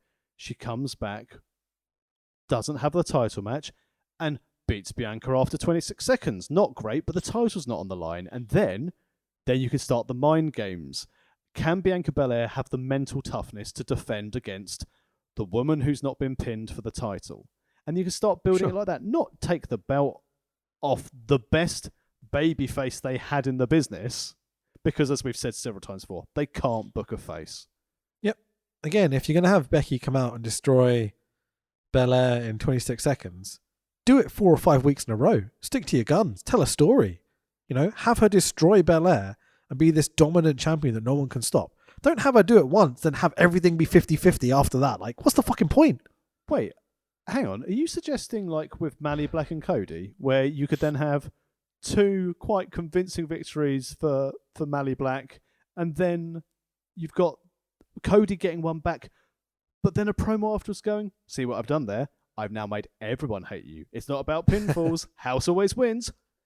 How is it that a wrestling fan with billions of pounds can book a wrestling show better than a billionaire film producer? Oh, don't call him that. It's a disgrace to films. So Banks' heel theme is pretty decent. Like that bit. Oh, with Snoop Doggy Dog. Yeah, but where the fans get to do their call and response bit when she gets to the ring, that's really clever. Yeah, definitely not dubbed in. Oh, yeah, I mean, yeah, in this case. But, in general, all three women get their own big announcement at the start. And I'm like, okay, can we get on with it? But, I understand. Lynch, who I believe is meant to be the top heel here, is significantly the most over by a large margin. Face has to win. Yeah, lots of three people spots. Very entertaining at times, this match. A fun comedy spot where Banks and Belair catch Becky and Becky tries to charm her way out of it by kind of leaning her head on each of them going, oh, I love you guys. That was funny. That was good. Rest of the match is Belair is smooth in the ring. She has power and is strong, and they tell that. There's a few really convoluted spots which took me out of it a little bit, but all three girls are so good that it's kind of fun. It's shame about the whole narrative before it. They really missed an opportunity here, it feels like. But yeah, good stuff as we kind of roll into the finish. We get desperation spots and some big power spots again by Belair. Belair being able to lift both women up is just as a visual. Like the whole thing back at Mania where she press slammed Banks, walked her up the steps with her in the press slam, and she is incredible. She is everything they need. Like they were saying years ago, Bayley, she could be the female John Cena. She can lead the company. She'd be the top babyface of this company. And I'm glad they took her the way they did. But Belair has mainstream appeal, so she's not going to get pushed. Yeah. I think Sasha Banks could have stayed home. We could have had a good match between Becky Lynch and Belair here. But Sasha wasn't going to miss out on history. Yeah. Rush to the finish. Roll up. Becky grabs the ropes as Cole says, it doesn't matter. It's a triple threat. Don't hate that finish. That's quite fun. Yep. Good. Right way to do it, because even though she's clearly the face in this match, based on the fans' opinion, heel finish, perfect. And also, the fact that she had the SmackDown Women's title, there was an air of, well, are they going to give it to one of the others as they're both going off to Raw? So sure. Wherever they were going, or both off to SmackDown, or which vice versa. Yeah, as you said, decent match. Bianca Belair is a superstar. Becky hasn't missed a step. I mean, genuinely, I wish I could have looked that good after my wife gave birth, and I wasn't even the one carrying the baby. Becky Lynch is an incredible athlete, hands down. To get back into that shape so quickly, more power to her. Outstanding. You can see, I totally agree with what you're saying, by the way. You can see how her best spot, to me, is badass face. And the fact that they can't seem to book her like that without getting her booed is shocking to me, because her as a badass, being a face, seems like such an easy story to tell and to maintain. They just don't seem to be able to complete it. Again, this complete lack of knowledge of how to book a face without looking like an absolute doofus. And the fans getting sick of them. It's just a real shame, because this again is an absolutely great match, and all three women are so talented. Just need to tidy up the story, get some narrative in there, The fact that Becky only got over in the first place because Nia busted her face, and you had that great shot in the crowd leading up to Survivor Series. That's one of the contributing factors, yeah. Yeah. She was supposed to be a heel, and they booked her as a super, and that's the thing. Wrestling is all about rinse, repeat, but try and make people not do it. Becky can be Austin of that level of a PG era. She's got the anti-hero. She doesn't give a shit, and people will latch onto it, and that's a face. They're just going to fuck it up. It's so heartbreaking. And the thing which I dread is in 2 years from now, where WWE could have been, should really start building their product back up, where they should have Bianca as doing all these morning breakfast TV shows and everything, and being on with Regis and Kelly and whatever it is. that seems to put him on. She should be on that. But we know what's going to happen in 2 years' time. We're going to be seeing WWE has come to terms with the release of Bianca Belair. We would like to wish her all the best in her future endeavours. Because they'll run out of things to do. Maybe. Yeah, it's a real shame, isn't it? Because it's just, she's so good. And she should be leading the way for this company right now. And she's kind of not. It's a shame. Can I ask you a very controversial question? Go for it.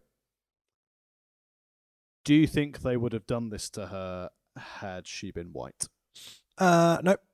I think Vince is a racist piece of shit. Which Straight is up. the most horrific thing, because this is, and I think this is the unfortunate narrative in WWE, where it's like booking for a viewership of 1. Yeah. Bianca's got to where she has through genuine hard work, and pushed herself to the limits and proven how good she is. And it's such a shame that she has, based on sort of what you read about her from like interviews and everything, what you see in interviews, she will always push herself because she wants to be the best. She's got that like athletic and competitive background. But the fact that she has to do like 10 times the amount as other people just to get to that position because of her, her background is disgusting. And I think that's the thing as well. I'm not exonerating AEW for this, because look at their main event scene with, non-white performers. It's pretty non-existent at the moment. It's developing. Yeah, there's definitely been an issue. I think it's a matter of timing and who was over and stuff. I think just to flat out say AEW racist is wrong. No.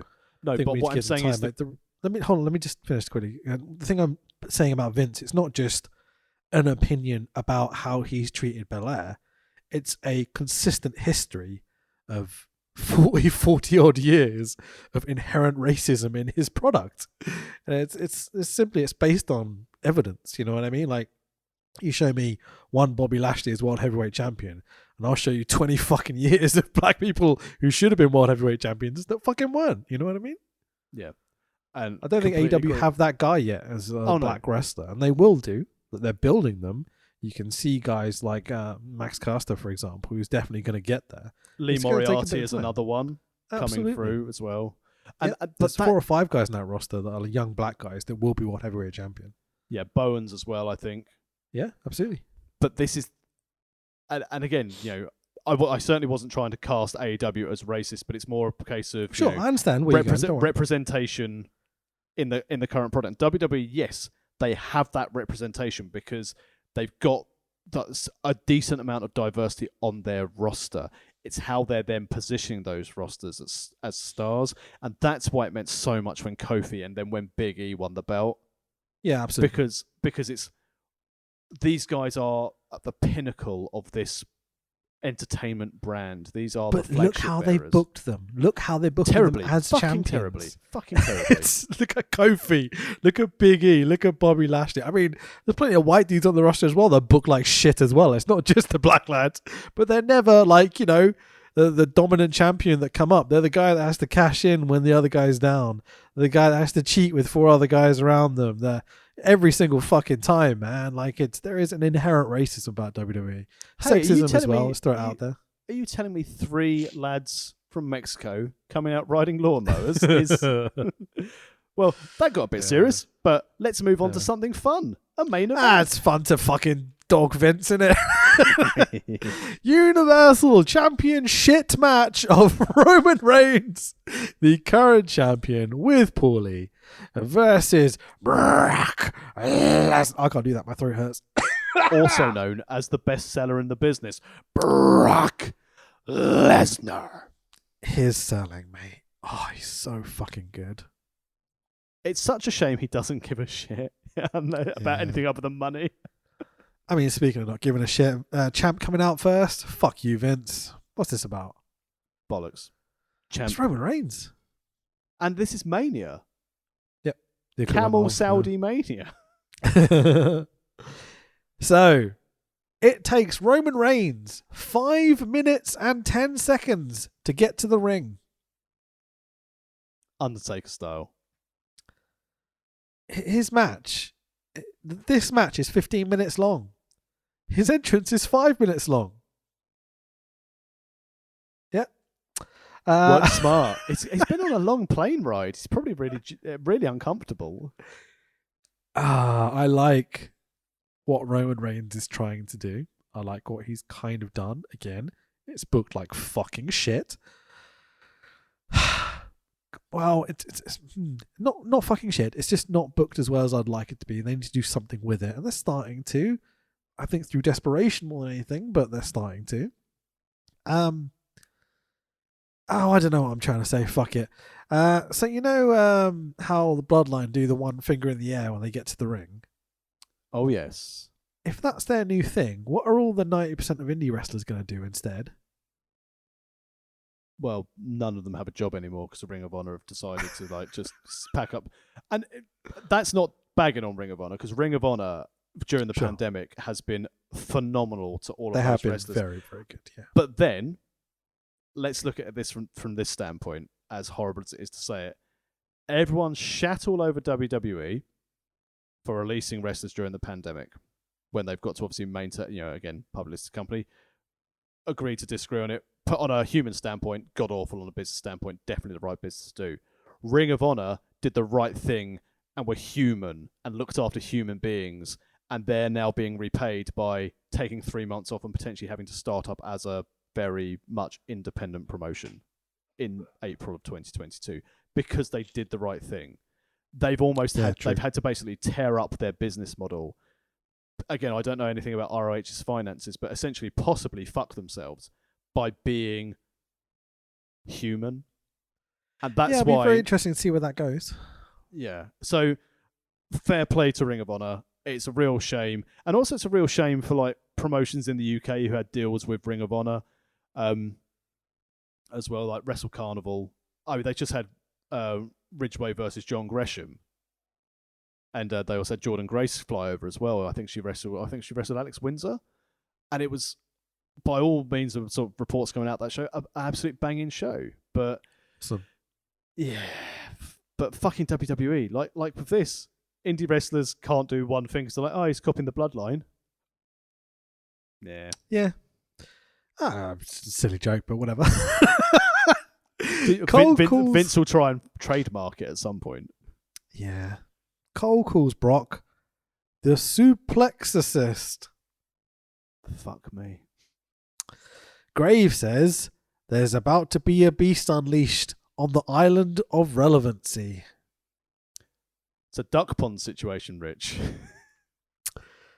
Graves goes on to say, time for renovations on the island of relevancy.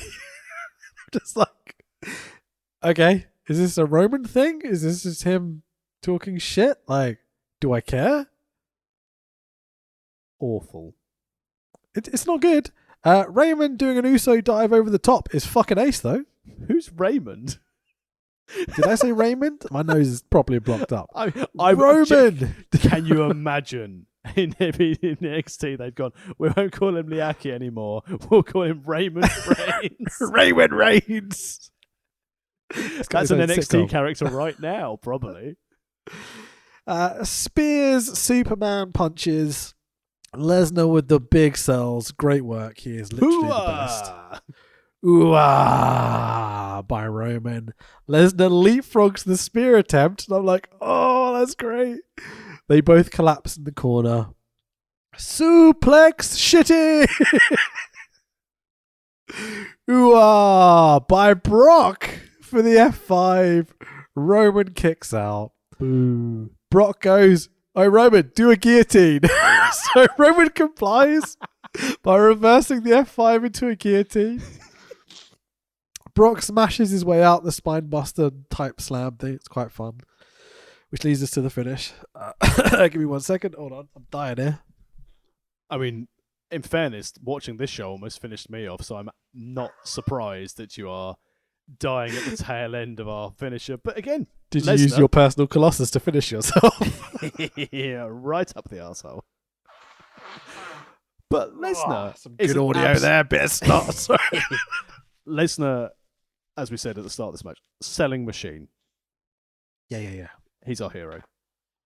Love him. Absolutely best. When he comes to work, he's fucking great, and he's come to work, yeah. So Brock has Roman up again. Then referee Little Nate jumps into Roman doing the F5 for some fucking reason. It's great. Magnet. Literally like he magnets across the ring. He's like, whoop, getting sucked into the F5. So funny. He takes It's a brilliant tornado. bump. Of course he's going to get sucked in. Oh, fuck, man. I couldn't stop laughing when Nate throws himself into it. Oh, it's so good. Spear by Roman. Double down. Everyone loves double down. Paulie gets the ugly blue fucking strap. Who will he throw it to, Tax? Who will he throw the belt to? Little Nate. Yeah, fucking A. He's the real champion here. Paulie throws it in between the two lads and shouts, "You know what to do with it." They're like, Oh, all right. so good. The lads struggle over the ugly blue belt. An Uso jumps in. Who knows which one? Super kick to Brock. Roman smashes the ugly fucking blue belt over Brock. Bit of a delay while another ref runs in from the back. 1, 2, 3. And your winner and still owner of that shitty blue belt is Roman Reigns. But the little bit with Paul Heyman is very fun. When Reigns and Lesnar were going into one of their Mania matches, the Go Home show just had the picture of both of them pulling at the belt again.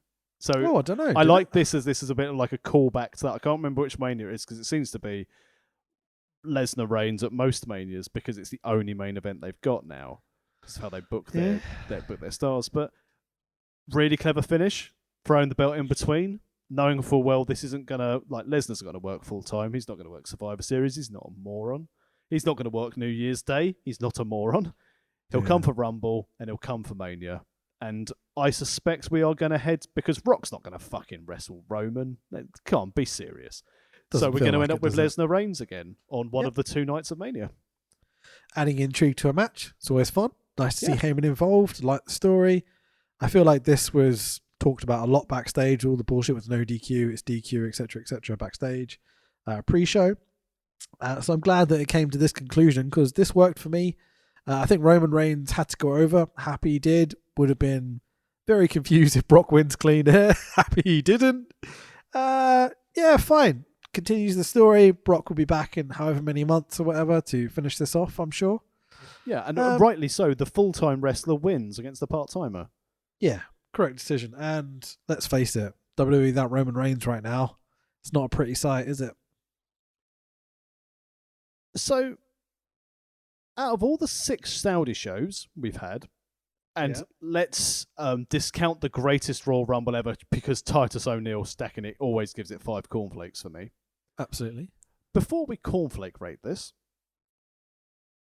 pretty sure this is the best show best card, best in-ring, and again, it's setting the bar pretty low, that they've had in one of these Saudi Arabia shows.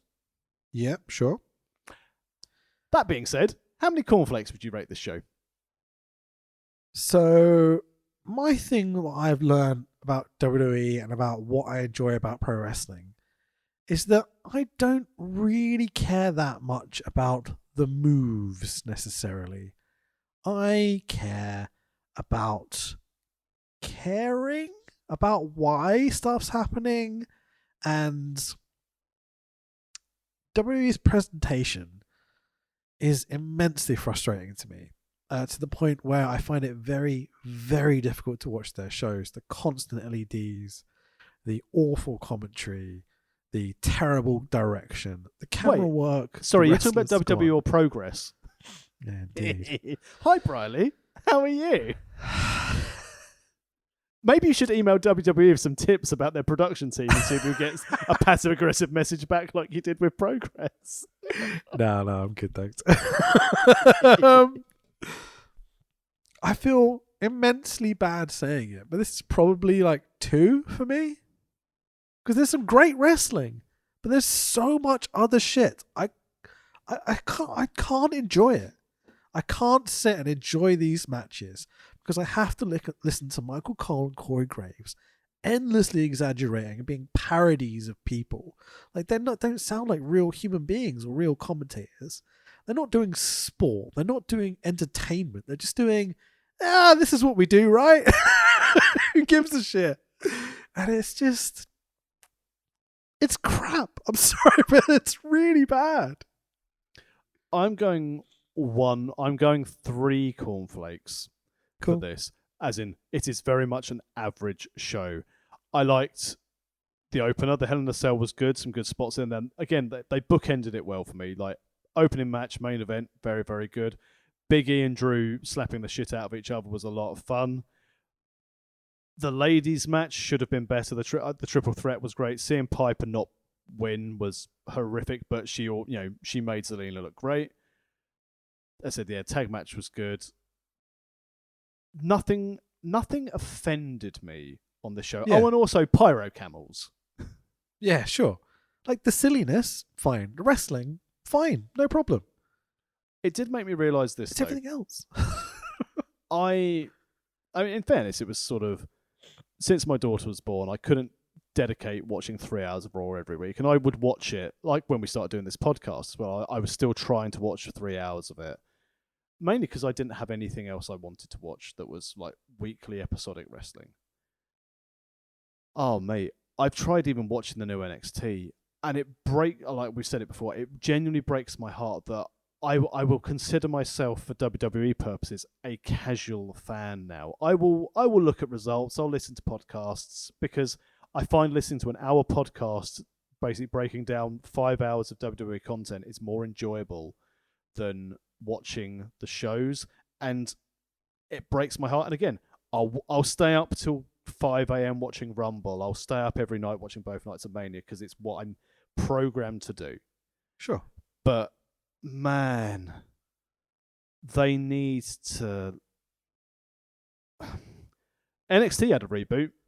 Main roster they need to be bought out. They need to be bought out. I think it's too far gone. I think there's no saving this right now for Vince. I think Vince has to go. I think the vast majority of people in the back need to go. The talent's there. The production needs to change immensely. Get rid of the director. Get rid of the bookers. Get rid of the writing team. Just get rid of everyone backstage like that. And just hit reset. Like, they really need to. Not like WCW. I was going to say. That. Not like that. But, give the guys some fucking freedom. Let them be pro wrestlers. It's not difficult. Have them spend 3 to 4 months with a story. It's not difficult. That's the key. Let the wrestlers be the wrestlers. The fans will tell you what they do and don't like. That's why Austin organically became the biggest star this business has ever seen. Yep. Because he did it organically. Let's just take a second, all right? Let's go through each of these matches and see what they actually mean, right? Just my opinion or whatever. Like, feel free to throw your stuff in, right? Usos hurt business. Usos win. Hurt business split up. Came back. Whatever. Jobbed out. Means nothing, right? Agreed. Yep. Edge versus Seth. Edge wins the match. Good match. Again, like, that's not what we're talking about here. We're talking about what it actually means, right? They even had quite a good story. What does it mean at the end? Edge won. Seth's #1 contender. So it means nothing. Mustafa Ali versus hometown hero Mansoor. Mansoor goes over in his hometown. Mustafa Ali gets kicked in the face by a karate guy. So, what now? It means nothing. Like, well, okay, bro. Mansoor will be back at Super Showdown in February. Yeah, like, it's I don't give a shit. I really don't. AJ Styles and Omos get jobbed after being champions for ages to a makeshift tag team. Why? There's no story. I don't give a shit. Am I meant to care about this? Why? Because he's big? All right, that's funny. It doesn't mean anything. There's no progression here. Zelina Vega versus Doudrop. Zelina Vega was jobbed out endlessly. Now she's fucking a queen or some shit. Doudrop's terrible. Like, what she's doing, like, it's awful. Like, even though we know she can be great, I don't give a fuck. It means nothing. Bobby Lashley versus Goldberg. Goldberg won. Who gives a fuck? Like, again, it was good. It doesn't mean anything. Xavier Woods beat Finn Balor. Why? What's he going to do with the King gimmick? It means nothing to me. Like, hopefully they prove me wrong on all this, The only things that really matter are the fact that we might get continuation of Big E and Drew. And that we might get, some Roman Reigns, some Brock stuff in the future. Yeah, that's about it. Becky Lynch retained. So the other two are shit, right? That's the story they've told here. Yep, can't beat the champion in triple threat. Drew and Big E are now on different brands, so that can't continue. Almost all of it means nothing. So what's the point in it then? To the Kingdom of Saudi Arabia. I don't know how frustrating to watch it, isn't it? Frustrating. Because it's so good. The people are so talented. And like the simplest form of pro wrestling is immensely complicated. If it was slapstick, it would be great. But it's not. If it was serious, it'd be great. But it's not. It's nothing. It's just there. It's like a fucking beige wall. It's like, I just don't care about it at all. This is indie wrestling with a production budget.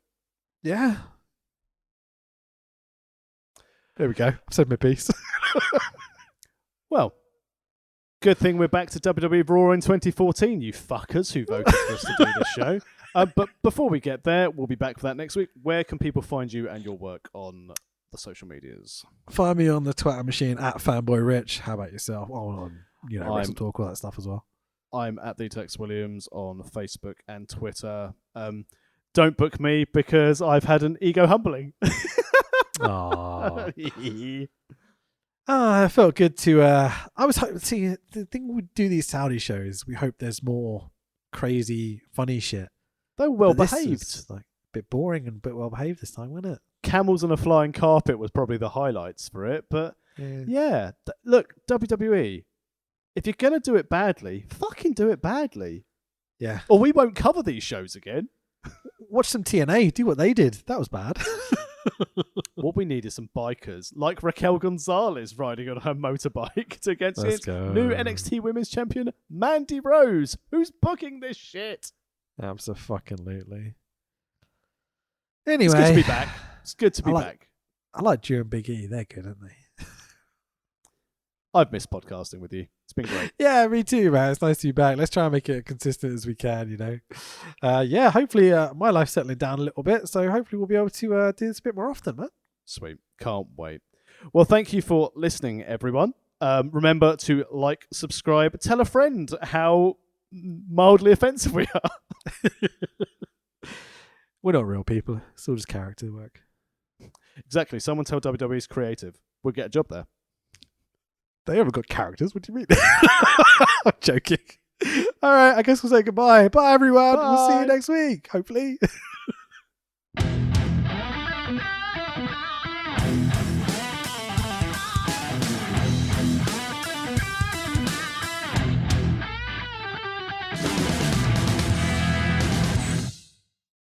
The louder you guys are, the better the wrestlers will perform for you tonight. And that's why I kicked your leg out of your leg. We're tough. We can take it, baby. You got to penetrate in the back, baby. Oh, I can see what you're talking. Wait just a minute. Bonito!